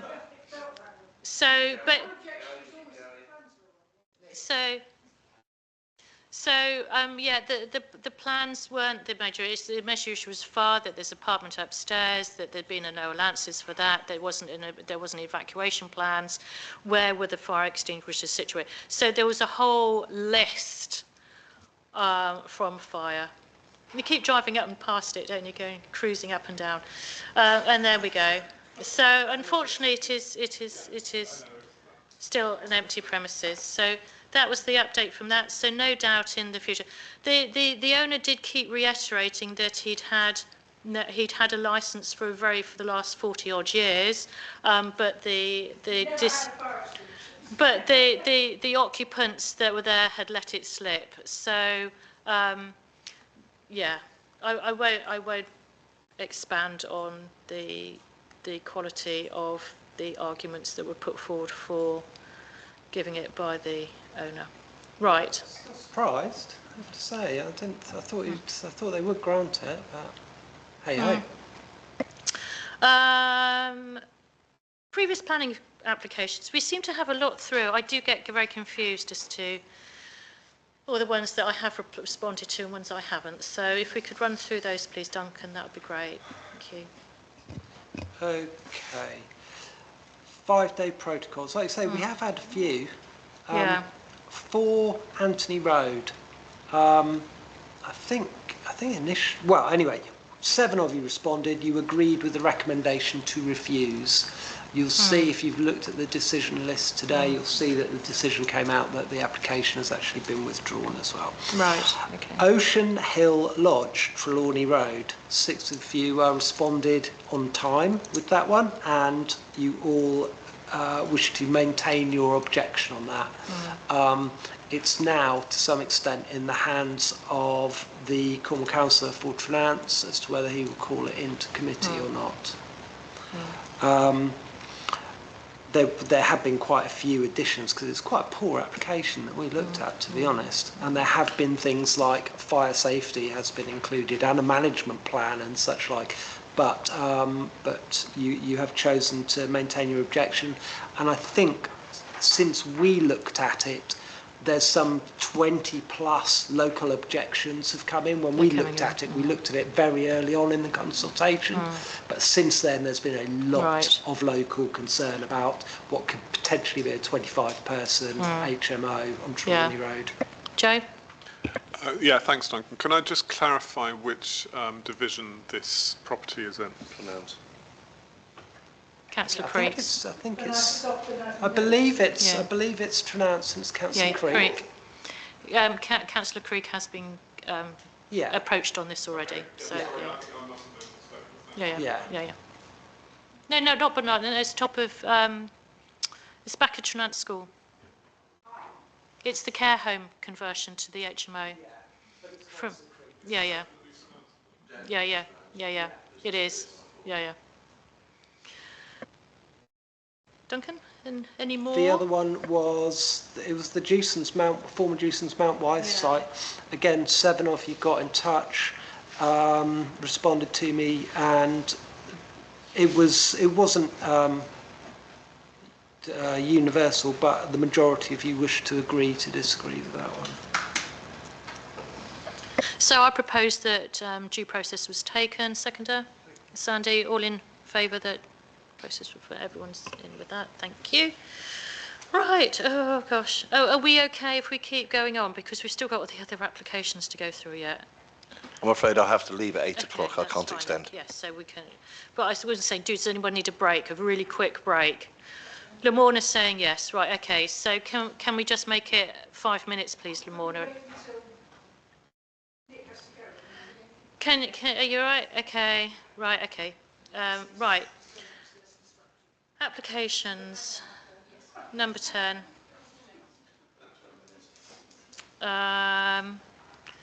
Right. I think Duncan's doing the first one. So the first application then, number 1, PA 25/06533, Memorial Hall, Church Street, St Columine, demolition of existing derelict village hall and construction of new village hall. Duncan. Probably not to take up too much of your time with this one. Okay, the Memorial Hall, if we just zoom in a little bit, we can see it's the label coming up for it there. It's this long building here off Church Street. The only comment I've seen so far was the non-comment that we usually get from site allocations. The location plan there, just to sort of kind of further clarify the location and the application site. Where are we? Haven't really got a street view of it, but we've got a view of the access in there of Church Street.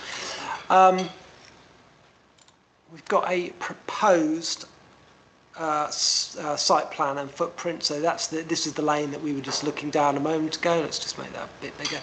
That's the lane that we were just looking at, and this is the proposed new building. There is a building survey that accompanies this application. It outlines the poor state of the existing building. We'll look at the elevations in a moment, but I think some of the key information is in the DNA statement, which tells us that the orientation of the replacement hall remains the same as the existing hall due to the constraints and shape of the site, which I think you can appreciate looking at that. The proposed replacement remains single storey with a ridge height of 19.3 centimetres higher than the ridge height of the existing. The proposed footprint is slightly larger than the existing, but it still fits comfortably. They say it still fits comfortably within the site area, and the slightly larger floor space allows space for 1200mm wide wheelchair accessible path around the entire building. There are no changes to the parking arrangements. Useful to have a quick look at what it will look like. Looks like quite a nice building actually. There you go. That's nice, isn't it? Okay, and we've got more bird boxes. I'm interested in the way that these bird boxes, they're actually designating the birds that go into them. So this one will have swallow and house martin nest boxes, whereas the St Martin's Road had sparrows and something else.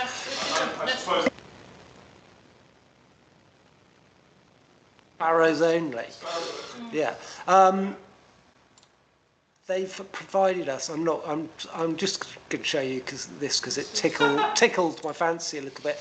They've provided us with so many floor plans. So this is the floor plan with coffee tables, not to be confused with the soft play and tables layout. We have two weddings. We have it set up for with a dance floor and all of the tables. And then we have the setup for. So they're going to move the furniture? Yeah, exactly. And then we have the setup for the ceremony itself. And there are about 20 of these, and I thought it was absolutely lovely. No. Would you like to know how they set? No. Would you like to know how they set up for a film Stop night? it! I mean, it's Stop it! fascinating. No, we've got so much to get through. Stop it. So what rooms have we got? We've got the main hall area. Have we got a stage area? And we've got disabled toilets, and we've got kitchen and standard. town In hall. terms of DVA, yeah, I village think hall it's fair. very, very highly Yeah, yeah. compliant. Yeah, yeah. Band stage, bars, Please- toilets all over the place, storerooms, and more chairs than you could throw a stick at. Please. Oh, right, okay, Joanna, go on. Having been to a meeting, there is no link into whatever that road is that goes up Park and Butts and then comes down, and there's no link over, is there? No. Shame, because it's a long walk. It's a long walk to get there. I think the site struggles parking-wise. Yeah. Yeah. It's much that You can't do anything about that. remaking the building. It'll be a really nice one for Yeah, the yeah. community, though. I like the one that's got a solitary bee nest box. Yes, There. it's like there's a That little should hole be in the hole in the. Sandy, please say something. Can I just say I spent 8 years on the Memorial Hall when I was councillor for that Okay. area, and it's badly needed. Oh, yeah. I It's did a know, yeah. well-used hall. Yeah, yeah. It's badly No, yeah. needed. It is badly needed, and it's great. I think they've got the funding secured for this as well and everything, haven't they? So, can I make a proposal for support on this? Second it? Oh, I think Nick beat you to it, unless he's going to ask a question. No? Nope. No taxi rank at the bottom. Right, we're all in favour of support of this? Yeah, there we go, wonderful. Just add some comment that we Welcome it. welcome it. Yes, welcome. The design looks nice. It's actually one of the nicest looking buildings Yeah, we've yeah. seen in a while. Yeah. And it's nice that, they've Could got plants. could we add the point? It's one of the nicest looking buildings we've seen in a while. Yes, it was, yeah. I'm presenting application 2. Come on, we're losing the plot here, stop it. You're being naughty. Right, application 2, PA 25/. Okay, are you just, do you need a seat going out with you, Sandy? Is she near enough as well? Oh, well, we still core it. 26. It's 26. Yeah, no, because very often Google Maps is wrong. Stampede out of the room. Would Sandy benefit from a chair out there for him to sit on? Or is he going to be, he'll be all right? Okay. I don't think, hopefully, fingers crossed, it won't be long. Right, PA 25/07131, 26 Lawarne Road, single-storey front porch extension, side extension to replace garage utility area, and back pitch roof extension and creation of raised level decking. So this is quite a big difference to this property. So if we have location plan, we'll have pointer. Yeah.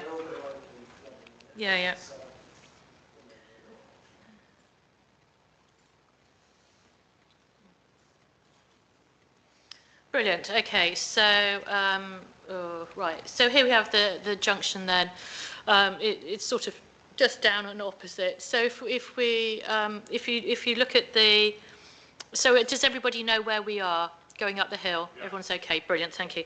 So if we look at the site plan, please, Duncan. Thank you.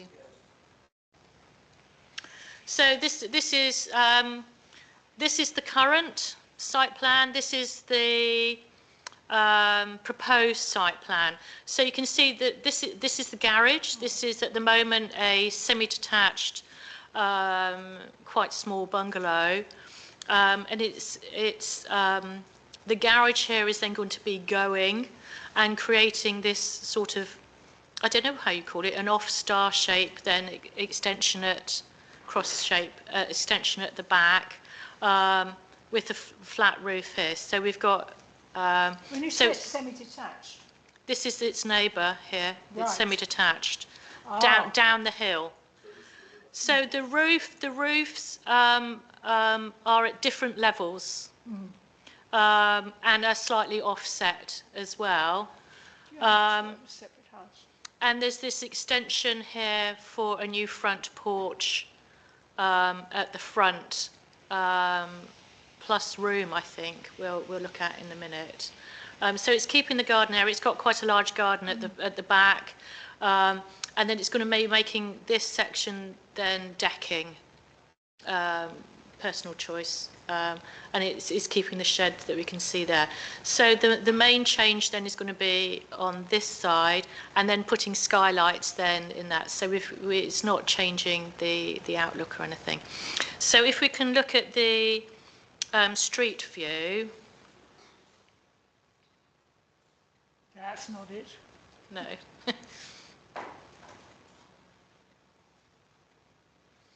So this is the premises at the moment. So this garage will be going. It's not impacting upon the car parking there. It's still got off-road car parking. So the garage is going to be going, and if you can just drive down the road a little bit and then look back, keep going down. So you can see that the roofs are different heights. And so they're going to be taking the roof off this and replacing it with a slate roof, which the people opposite have done. So there's no precedent there in losing the concrete.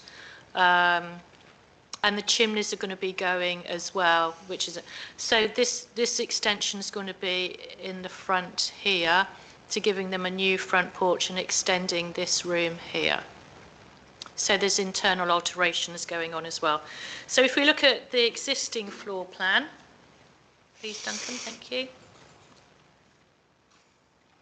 Oh, can we enlarge that a bit?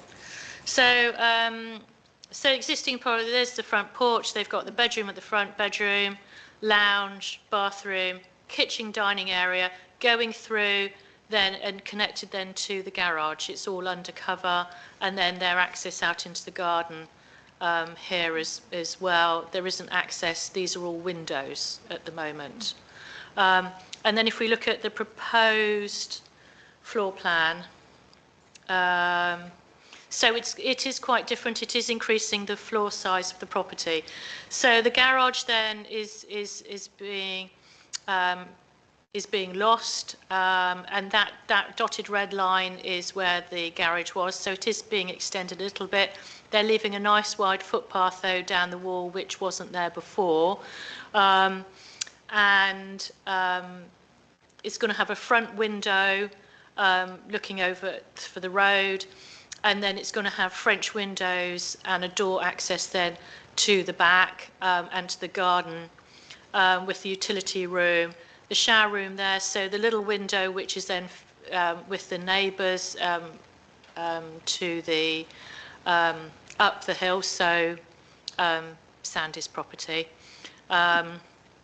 Here it would be, because it's a shower, it's a bathroom, will be an opaque, obscured window, not an opaque window, because that would be a wall.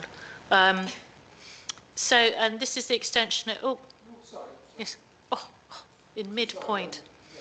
So this is the extension of front with the new front porch coming in here.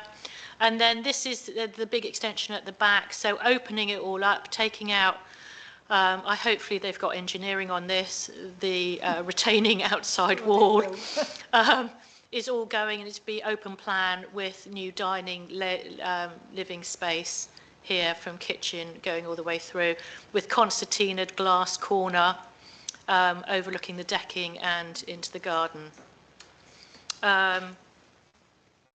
Existing elevations, I mean, are pretty, I mean, I've put them in, I don't need to dwell on them. So those are the existing. So the front from the road, and from the back garden, because the door is tucked around the corner here. So you don't see it from there. This is the garage, the back of the garage there. And you can see that it has got a window here as well, so it's not creating new views. And then if we look at the proposed elevations, it's quite nice. It is giving a nice modern look to the garden, with the glass corner from here with the concertina doors, and the door there from what was the garage coming out into the garden, and door here as well. Which way does the sun go round? I'm trying to work it out here. So it's striking. Is it going round the back or round the front? So the back garden is the west elevation. That's pointing the west. So it's the side here which gets the full midday sun, and you know there's that window already existed. Yeah. So I and was the just Scarlet wondering Sticks. whether the one on the left, bottom left, would it affect the light of the... I don't think so, because this is a distance away from, which way am I going? Is way away from the Is the neighbour. So the neighbour, the semi-detached neighbour is here. So that is quite a distance away from that. So I don't think that's an issue. Down the Warren Road. Yeah. So the chimneys are going, and it's going to become a slate roof with render and things. The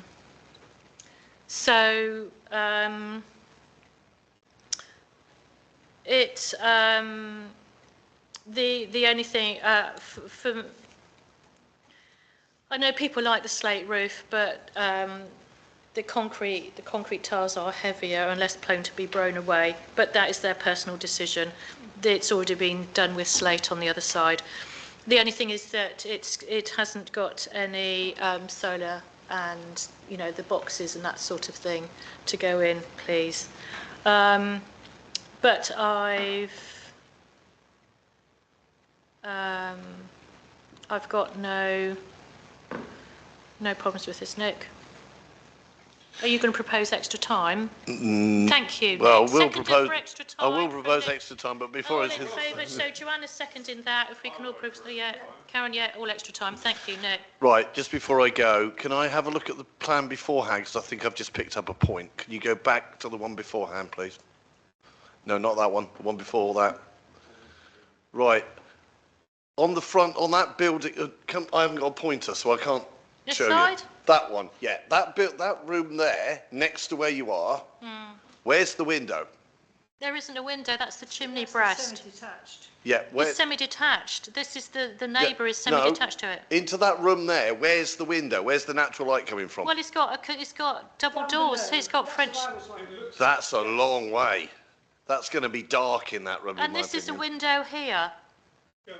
And that could be affected by a 45-degree rule as well. But that's of the same property. Yeah, Window at the back. yeah. Yeah. That's a shared wall. No, what I'm thinking is it's going to be dark in that room.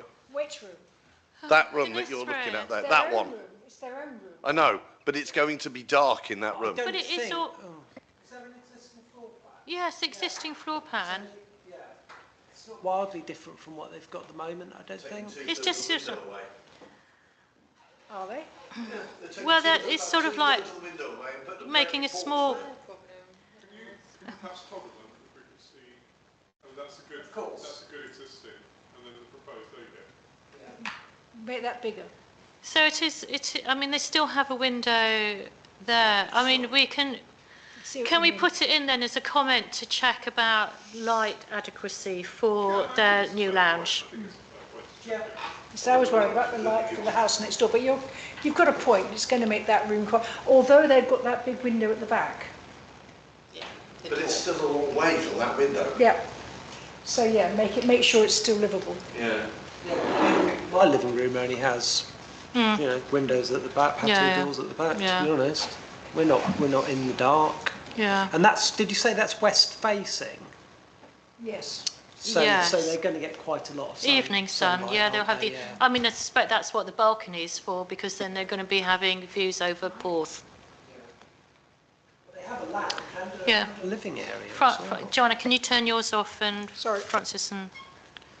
Can I just commend this application, because I think this is one of the first times in some while we have seen a bungalow be submitted with for planning to extend it without going thank you. up. So the fact that it is retaining, whilst modernising, absolutely, and that's wonderful to make it fit for the future, the fact that it is retaining its characteristic as a bungalow should be really supported. And I think whilst they've made choices I wouldn't necessarily make, that's their prerogative. I'm not paying for it. So bravo, whoever applied for this.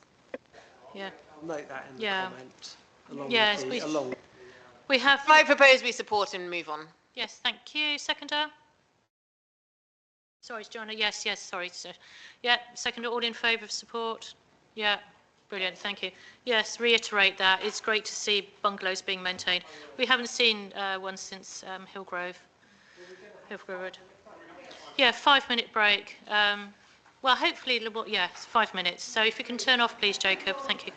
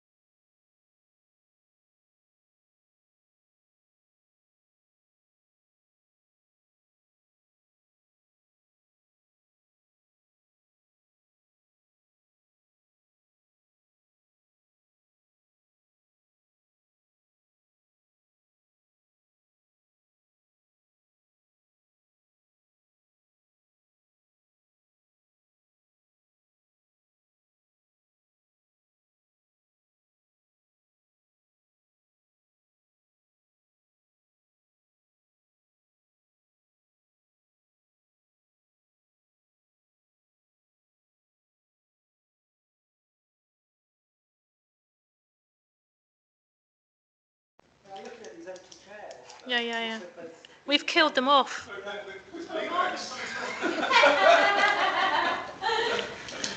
Okay, so we have to behave now. Right, okay, application 3, welcome back everybody. Application 3, PA 25/06966, 2 Springfield Road. I probably put an extra 6 on that, didn't I? Retrospective change of use to a 7-bedroom large 7-bedroom, is that a large HMO? Sui generis, so they need to change their planning category here. Yeah, so Duncan. I mean, there are no internal or external changes proposed. The design statement tells us the property has been run as a Cornwall Council licensed HMO for over 10 years. I think I've got a street view of it for you quickly. Yes, this property here on Springfield Road at the end of the road, or start of the road, if you like. I've spoken to the case officer regarding the originally the description was a bit wrong, but that's been corrected, so it's now down as a sui generis large HMO. It's been the officer tells me that this has been submitted as part of the renewal stroke variation of the existing HMO licence with Cornwall Council. Environmental Health Officer in private sector housing has confirmed that the property meets the Cornwall Council's HMO amenity standard and is suitable to be a large HMO, which is good because it has been one for the last 10 years. Basically, this application is just bringing a licensed HMO in, it's regularising it in terms of planning. What was allocated as before? I think it might have been C3, and they mistakenly thought that it should be C4, but we sorted that. I spotted that, and we sorted that out. So it's sui generis in terms of use class. So it was C4, now it's sui generis. Yeah. Propose we support. Yes, thank you. Second, I'll second. Or do we say no objection because it's retrospective? No, I think we can. Yeah, support it. No, we support it. Yeah. All in favour? Yeah, supporting. Regularising something that's been in place for a long time. Everyone bar Joe? Were you?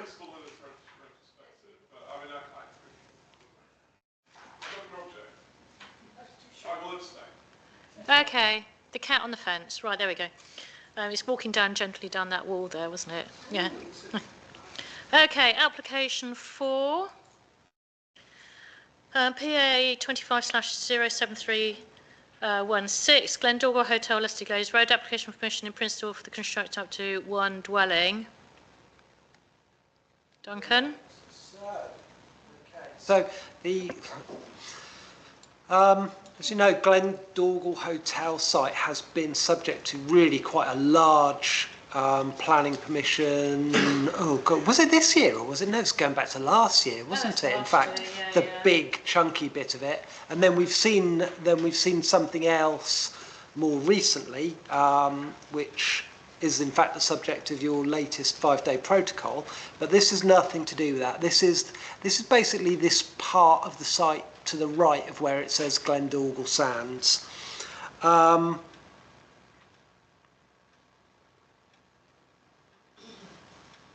Permission in principle, for those of you who are not familiar with it, it's exactly what it sounds like. If approved, it's then followed up by a technical details application, which includes all of the material matters, scale, appearance, access, etc. Okay, so at the moment it's just the principle of it. So we start off with where are we? Site layout and location.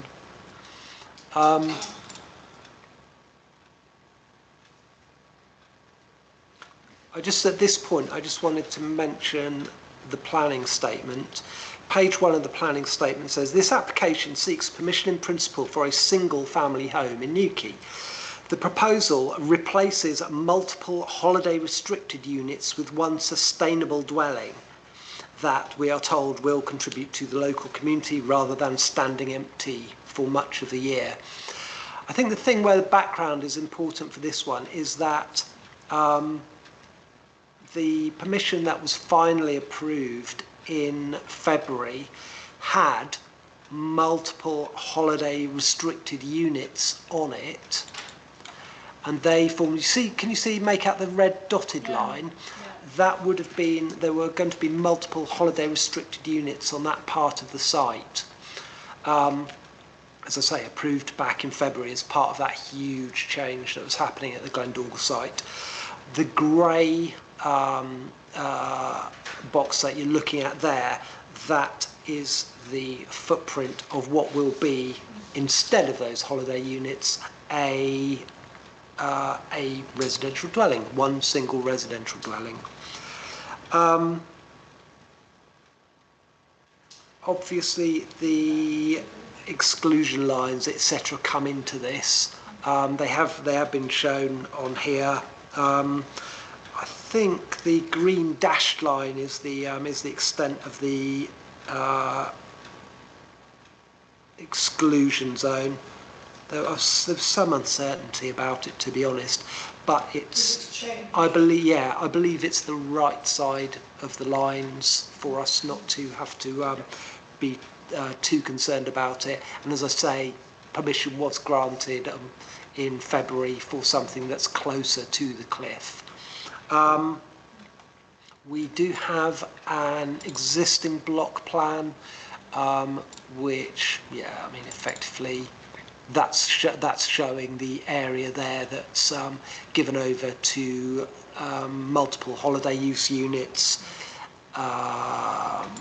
And we have, what else did we say? This one.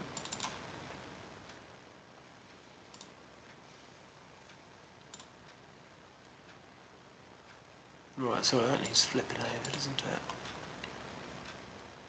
Yeah, I think I just got this one to show the these were the holiday units here that are instead going to be replaced by a single dwelling unit.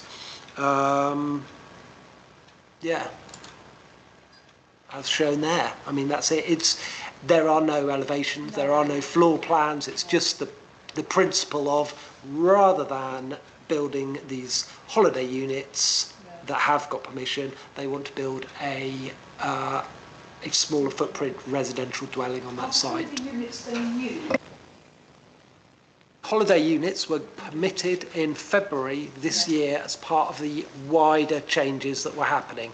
So these are the holiday units that were going to be permitted, but instead we're going to have a residential dwelling. I think we're short of holiday units in Newquay, are we? I know with the good thing about business. We do have a policy that preserved, almost by accident, preserved holiday accommodation, but there's other holiday accommodation in this one, isn't there?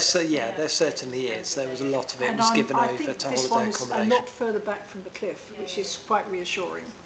Because I think that second double dotted line is the new, because they haven't managed to get it down, but if you see where it is. Yeah, so that's where they've got permission to build up to, and they're coming back to this. Yeah, but the dotted line above it is actually the new sort of exclusion zone.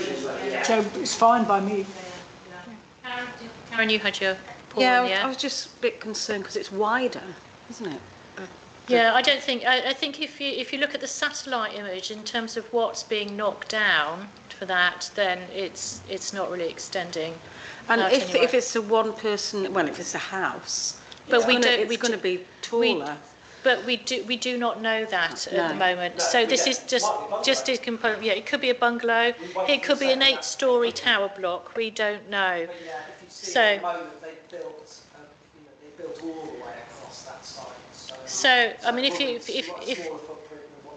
it's a smaller footprint than what's there, and you can see that it is 2-storey and stuff. What's there, and I think for the holiday accommodation that was planned, I think it was 3-storey, wasn't it? Wasn't it 2, and then the roof space with the balcony? I think from memory. So, but it did blend into the cliff. We have looked at it for a long time, so I've got no problems with this. So, Joanna, are you going to propose then? No objection, I think, at the moment, yeah. Yeah. I want to see the final plans. Yeah. Second? Sandy, all in favour, no objection? Yeah. Wonderful, thank you. Marvellous. Yeah, yeah.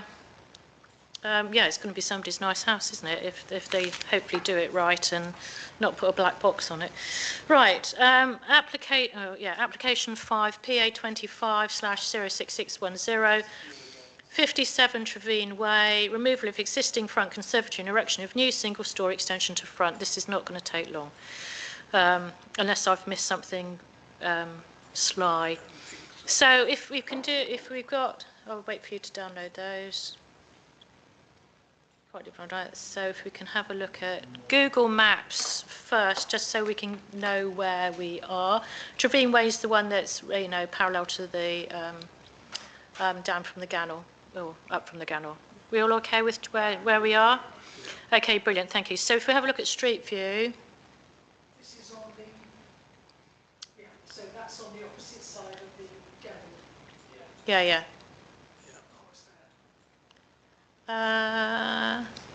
Okay. Yeah, so all they wanted to do is this little conservatory here. To change that conservatory and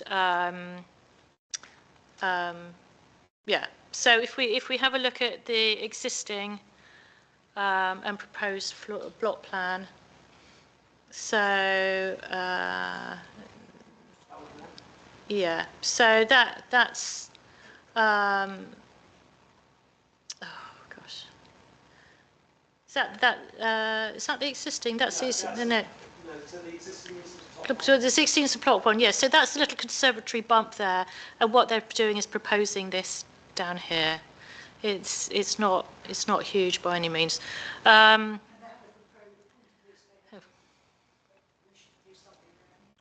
So and then if we can have a look at existing and proposed floor plans, and then you'll see. So this is the existing. This is the conservatory here, and this is the proposed here. So they're making it a smidge bigger and squaring it off. It's still got, well, we'll have a look at them maybe. And then if we have a look at existing, elevations. So this is the existing elevation with the conservatory and here. And when I looked at it, there was no proposed elevation. So hopefully, Duncan, you can do with the proposed. There we go. So there's the proposed. It's not going to affect anybody. Proposed. That's still existing, yeah. Can we go back to? Yeah, so if we could just go to the proposed elevation. Yeah.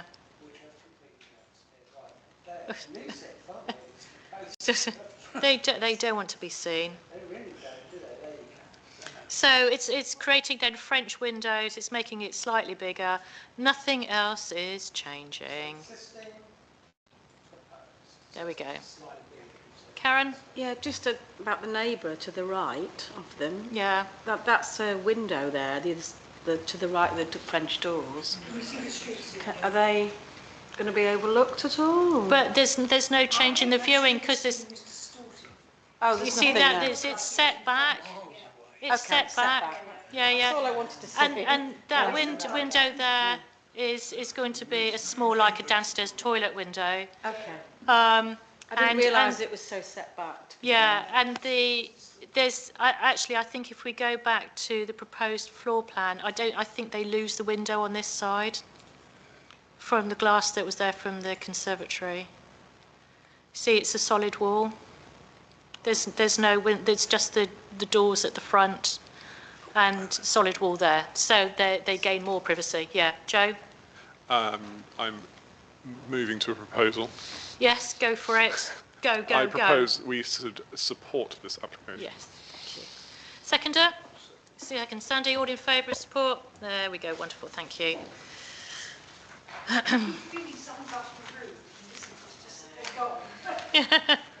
Yes, because it was quite, there's a lot of people in here really, wasn't there?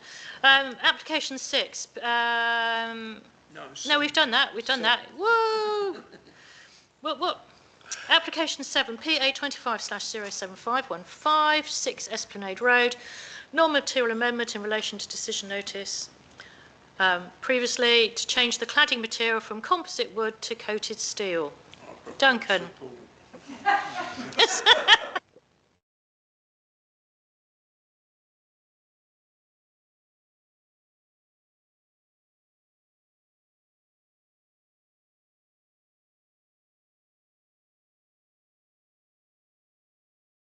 So, when was it? Back in October last year, this committee agreed via the 5-day protocol to approve planning application for the yellow house, and it was effectively mirroring what had already been done next door. So it was adding, it was effectively recreating that symmetry to this property. This bit here was, I'll just get up and point it out. This. The agreed material would have been wood/composite cladding on the new build. They have applied for that instead to be coated steel, and I think if we're lucky, we've got, there we go, an image of what that would look like. So not wildly different, but something more like that. It's a non-material amendment, so it's not an earth-shattering one. Okay? So I got to admit, actually, looking at this, I am slightly confused because it looks like, are they as in coated steel as a material, or just grey, changing the colour of it? Material. It is as a material. So when we say non-material amendment, dealing with materials, so it does sound a little bit of a misnomer, but you know what I mean, I hope. I mean, just, yeah. So just been looking at that, then coated, I looked to see about the rusting of steel, and coated steel is a lot more resistant to rusting, so it is a much more weather applicable material for a very exposed property. So I'm proposing that we support this. Anybody second? Or yeah, all in support? Yeah, brilliant. Thank you. I was just checking, Duncan. Right, application 8, PA 25/07303. Former Edgecombe Hotel, Narrowcliffe. Demolition of the former hotel and redevelopment the site to provide 33 residential apartments and a mix of 9x1 bedrooms, 24x2, together with associated car parking, landscape improvements and revised plans, without complying to condition 2. It's just a change of something. So we saw it not that long ago with a small change. Yeah, we certainly did. I think it was back in August. Yes, I was going to say it wasn't long ago. Not long ago at all. We dealt with a non-material amendment by Yeah. email, which was for exactly the same thing that's happening here, which is a change to some of the stone cladding facing materials. They've provided, however, and we were we certainly didn't. I can't remember if we supported it or if we raised no objection to the change. We certainly weren't against it. However, it turns out that the case officer decided, no, we're talking about materials again here. In this instance, he decided that it wasn't a non-material amendment, and it was actually a full Section 73 application was required. So we've already said yes to this once, which is replacing some cladding material at the front with one type of stone to another type of stone. And it's basically the same, well, not basically, it is exactly the same application with a little bit of technical justification accompanying it. I can see no reason why you would change your mind from what you said Joanna? About 6 weeks ago. Sandy, propose we support. Yeah, seconder. Yeah, all in favour. Yay. Brilliant, okay. Suddenly we're on application number 9. Application number 9. PA 25071145, land south of Riverbank, Fistral Crescent. Proposed new dwelling incorporating revisions to approved application PA 24/09565. Are you diving out on this one, Joanna? Are you? No, You're all right. I will say that I took this one. We objected. We took this one to committee, and to my fury, they said there was no reason to turn it down without actually looking at what all the wonderful policies of the neighbourhood plan said. So I was quite. This is going to make it smaller, isn't it? I mean, it's probably made cheaper. There's an awful lot of digging out they were going to do, and that didn't seem to make any difference. And it's a huge, excavation and supporting walls and things are the most expensive things that people don't realise necessarily. So what are they going to do this time? Right. So it's revisions to the application. We objected, as Joanna said, back in March, and we maintained objection by the 5-day protocol. It was subsequently granted at Central Sub-Area Planning Committee on the 30th of June for this new dwelling. I mean, to be honest, I know that we didn't like it at the time, but this should be quite straightforward, really. The planning statement argues that the proposed changes could almost qualify as a non-material amendment apart from points 1 and 2. Effectively, what they're doing is they are moving the building. So if let's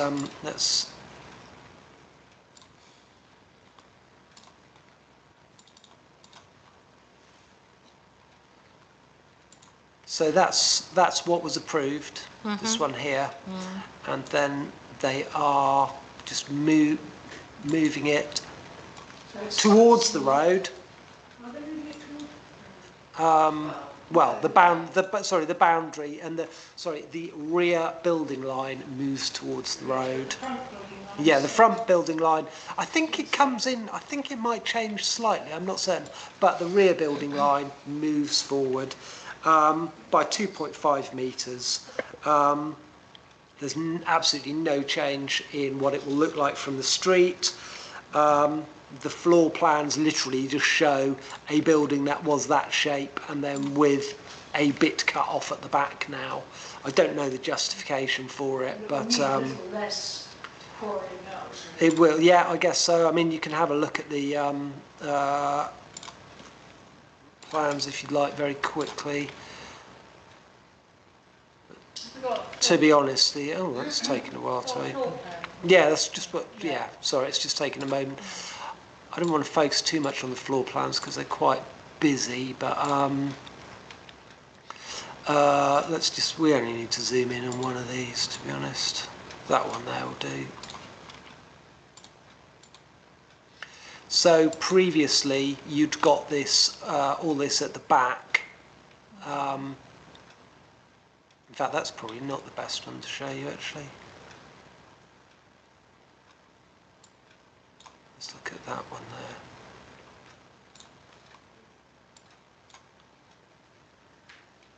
there. Yeah, so previously you'd got the footprint of the building included all of this space at the back, and the new one isn't going to include that within. So they've made it smaller from the back. They've taken that building line at the back, sort of in a southerly direction. Enough, isn't it? So I'm proposing no. Oh, you got a question, Karen?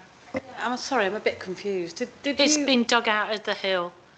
So the ground. But did we object to it the first time? Yeah, we did object to it the first time. Objected to it. But it's gone through. Revised. No. Sorry. When it came in, we objected quite vehemently to it. Right. It then went to a 5-day protocol, and we still maintained the objection. Yeah. It actually went to Cornwall Council Committee, and as Joanna was explaining, it was approved. So we can't come back on that. So this one here is what has been approved. Right. We are now looking. So if what we're looking at today was tossed out and wasn't allowed, they would still be able to build this. Yeah. But what they actually want to do is make it build smaller. something smaller than what which is they've got an permission improvement. for. Ish. It's just Kind saving them of, money. yeah, It's kind just saving of. them money. It's- Because you don't see there's the no improvement battle because to it's be at the fought back. here. You're not going to see it at the road. It's the front's still the same. Yeah, yeah. It's still then making big car parking space and indent into the lane and the character of the lane.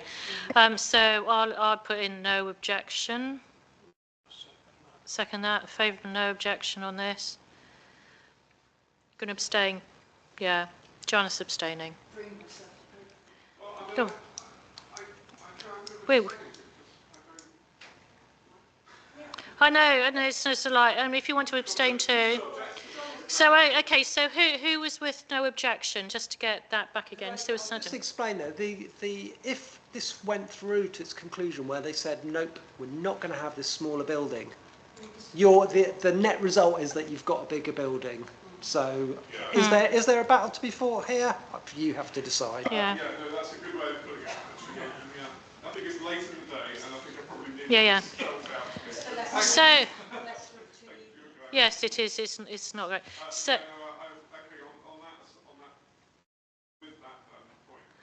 so Joanna's the only abstention then. Okay. Wonderful. Thank you. Whoop whoop. Go us. Right. Terms of reference and risk assessment update. So for the next meeting, we're going to try the new system. That's right, Duncan, isn't it? Yeah. Right. Yeah, So, in terms of the protocol, I've decided to write out a draft protocol, but it's actually sort of turned into more of a how to do it guide for my for my colleagues. Basically, I mean, the idea is that applications will come in, and they will immediately be A, put on IBABs, and B, emailed out to the councillors for that ward, and the email will say, if you've got any concerns about this, please let us know. So that's all councillors? No, that's all councillors. No, it's all. I felt all councillors, because you might be on GNR and somebody comes up to you and says, I'm not happy about what they're doing next door. So I just made little distribution lists for each of the wards, so it's very easily done. And then in terms of IBAB, so this will be the public facing side of it, what you've got is some information saying, we won't look at all the applications, but if you want us to particularly look at one of these applications below, please let us know. And then the applications are being listed, and this is the day that they come in. So people are potentially able to see these applications well in advance of when they have been able to for this meeting, for instance. So I'm popping them on there. I'm hoping that we can bolster this awareness that the applications are on there with a bit of help from my comms colleagues, but this is early days, so we're just kind of finding our way through this. But that's where we are at the moment. And then on Tuesday, me and Sandy and Sarah are going to sit down and we're going to have a look at these applications, and we're going to go, actually, that one is so straightforward. Let's just say that we'll support so that's it. not replying, it's not automatically meaning they're not appearing on the list. It's just that there's no reason that you know of. Yeah, and we can look at them and sort of and just assess them. Sorry, the final thing of this will be that these applications here will appear on one of two lists at the next meeting. They'll either be on list one with a recommended response and a recommended comment, or they will be there for full discussion. So if we decide we're not going to comment on a particular, if we decide we're not going to comment on a particular one, you just don't do anything. No. If somebody comes in later in the day, say, I'm really objecting to this, we can then reverse our decisions and come in and say, absolutely. The proposal that you will have when we get to agenda item 10 will be, are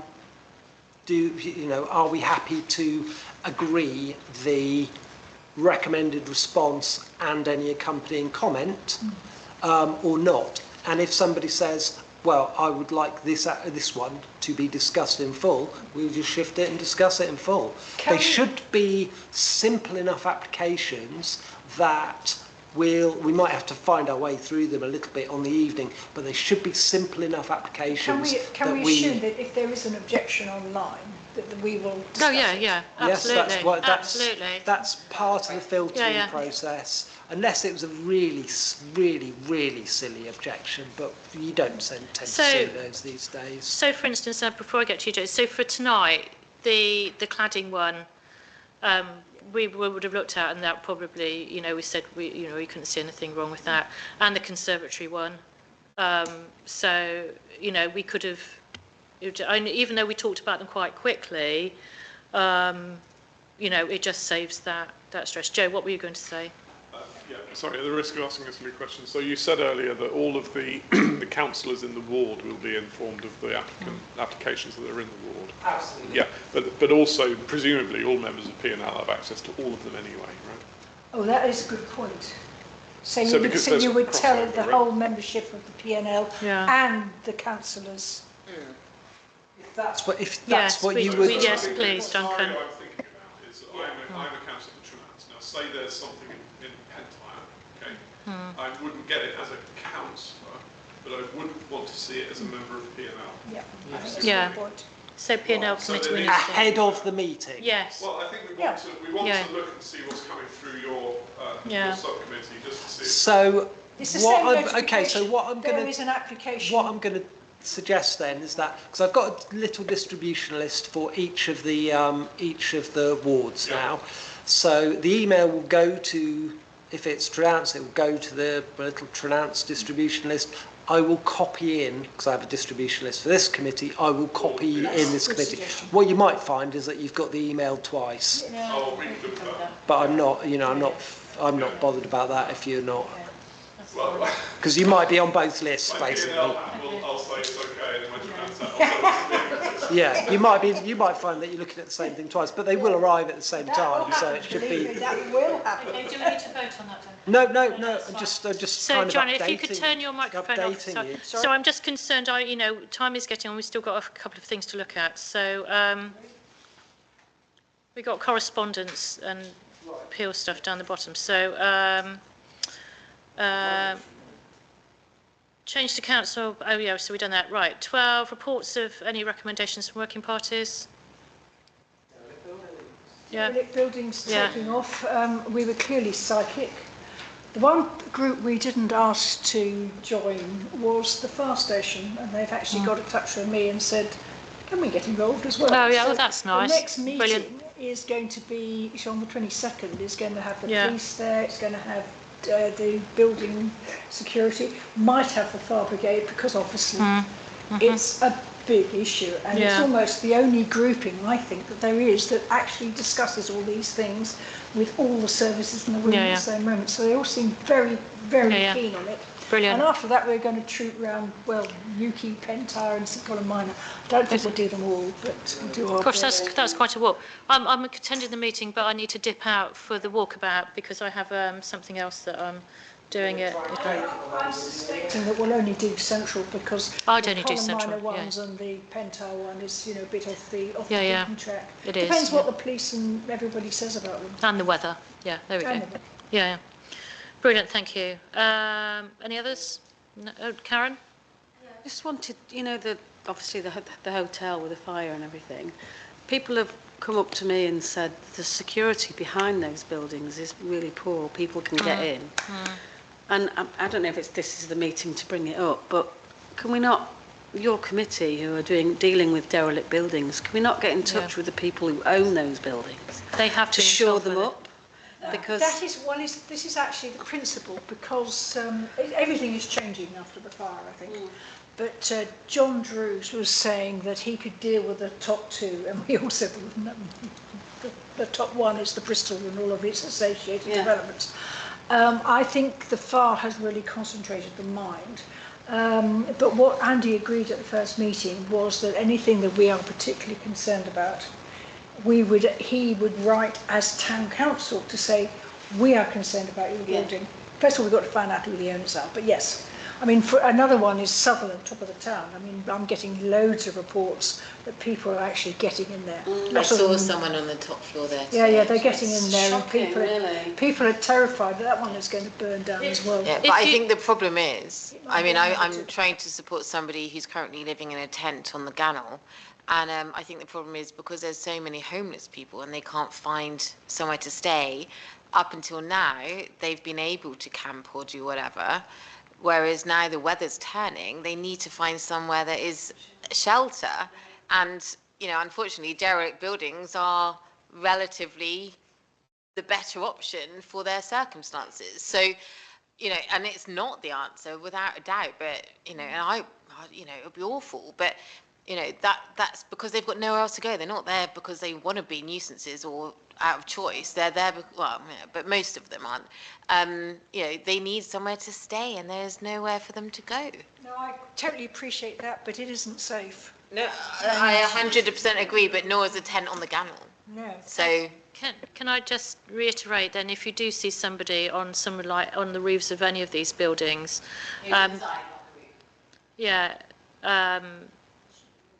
in terms you need to notify the police if that's the case.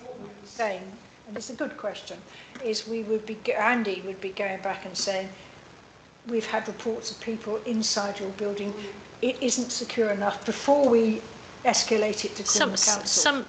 Can you consider doing something about it?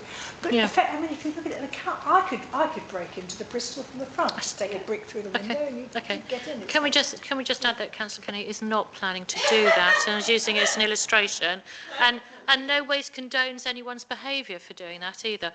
I heard it from somewhere that there's already been a meeting with Sawboys about that already. So a representative.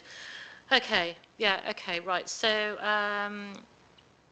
timing for this working party has been yes, it's been good. Yeah. Financial statement. You've been skiing,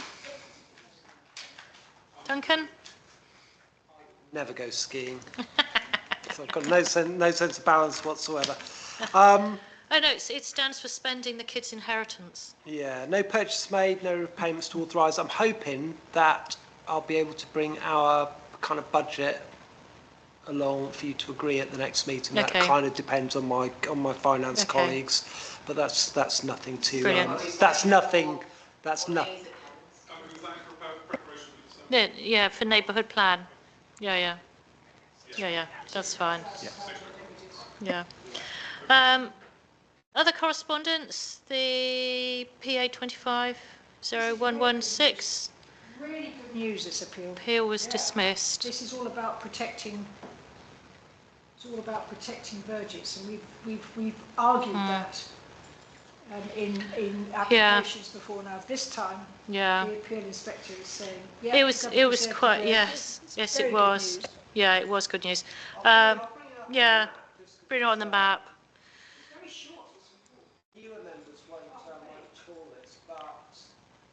They wanted to excavate out this for parking, and then driving up the ramp here, crossing over the footpath. Where have we just seen that? Crossing over the footpath for to access their parking. So even though they wanted to put an electric vehicle, point in that, they were losing all of their front garden, but it was going up this loss of verge, and that was. I had an appeal go our way for a little while. It's worth reading the inspector's. It's not very long. No, it's definitely worth reading as a learning point. Read what the inspector had to say in his letter and why. Because obviously Cornwall Council refused this. We objected, Cornwall Council refused, but they took it to appeal, and he's come firmly down on our side, which is really good news. And then we've got PA 240774 is for public hearing, which is the planning over Whipsey, which is going to be held at the Griffin, but I've noticed just looking at it, they haven't got a time. So it's a case of... Is it 10 o'clock? Where's it 10 o'clock on the 11th November. Where does it That's say what 10 I've o'clock? written in my notes, and I must have read that somewhere. Because it's not on, am I really looking at this and missing it? You might Oh, be. it is, I am, yes, in the paragraph above. 10 o'clock. So it's not an evening? No. No, it's on a working... So if we want to talk at it, which I do, and I'm sure you do, Sarah, do we just show up and say, I'd like to speak? We just show up, yeah. We just show so, up. And you're not listening to us because he's saying it's the discretion of the inspector. Can I just say, though, that I don't know if we can give any feedback. This is 10 o'clock on a Tuesday, and that most people are going to be at work and will not be able to attend this for such a big... Will you be able to attend it? Yeah, I can attend it. The representation from Newquay Town Council. I was going along this. But I don't know if we can pass that comment back, Duncan, that an evening out of But hours... a planning inspector is, is a working person who probably doesn't want to work in the evenings. I don't know. They are always full day.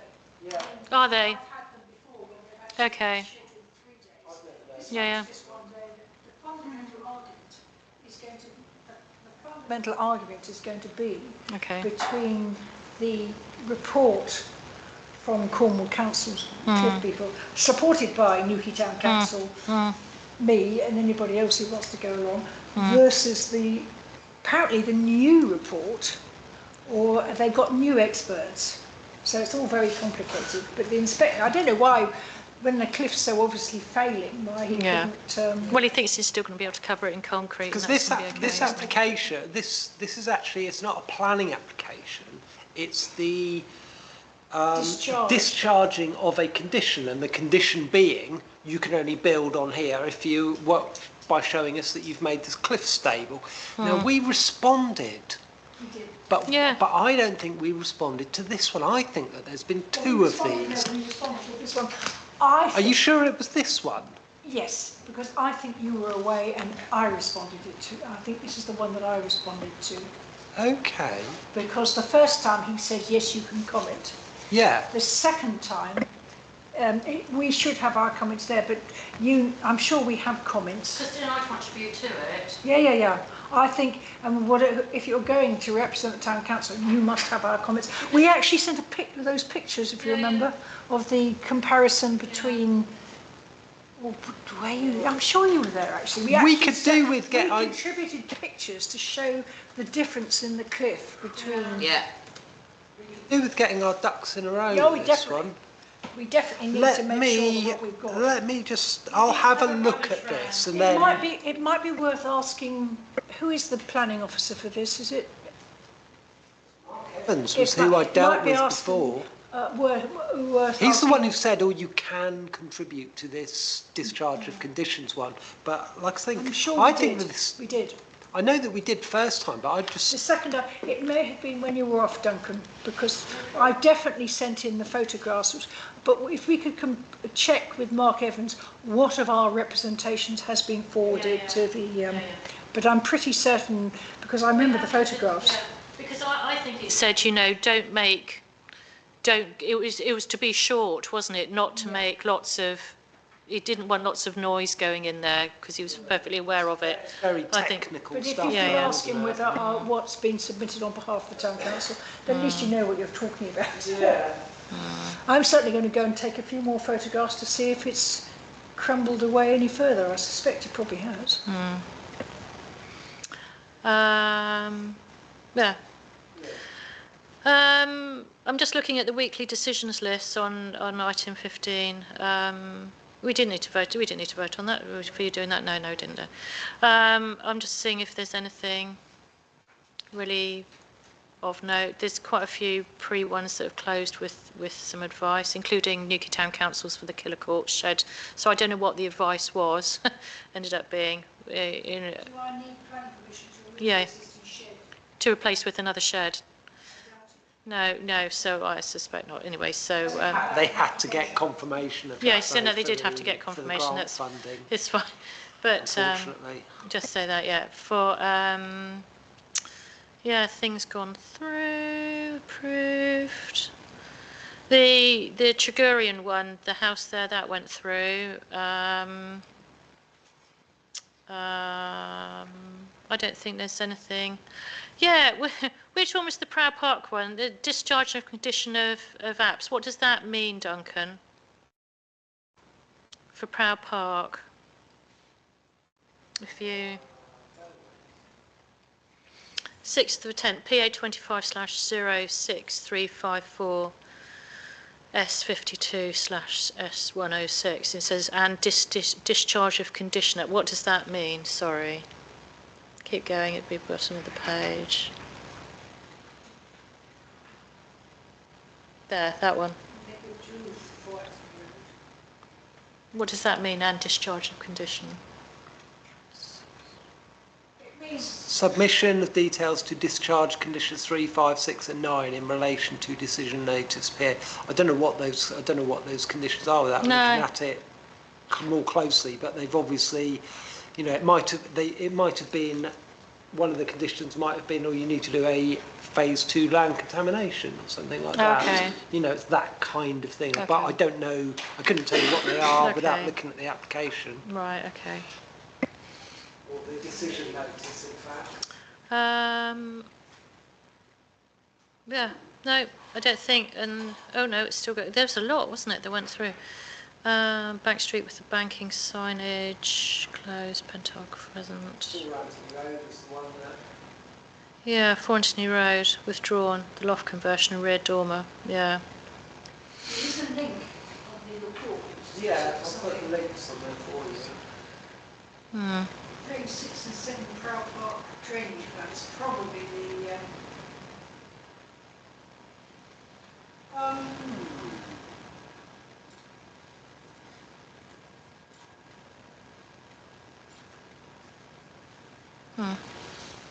Okay, so that's it, I think, isn't it?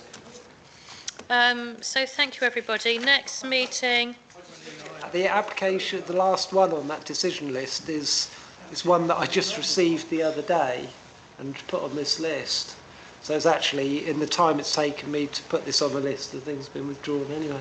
Oh. So we're not looking at many applications next Tuesday.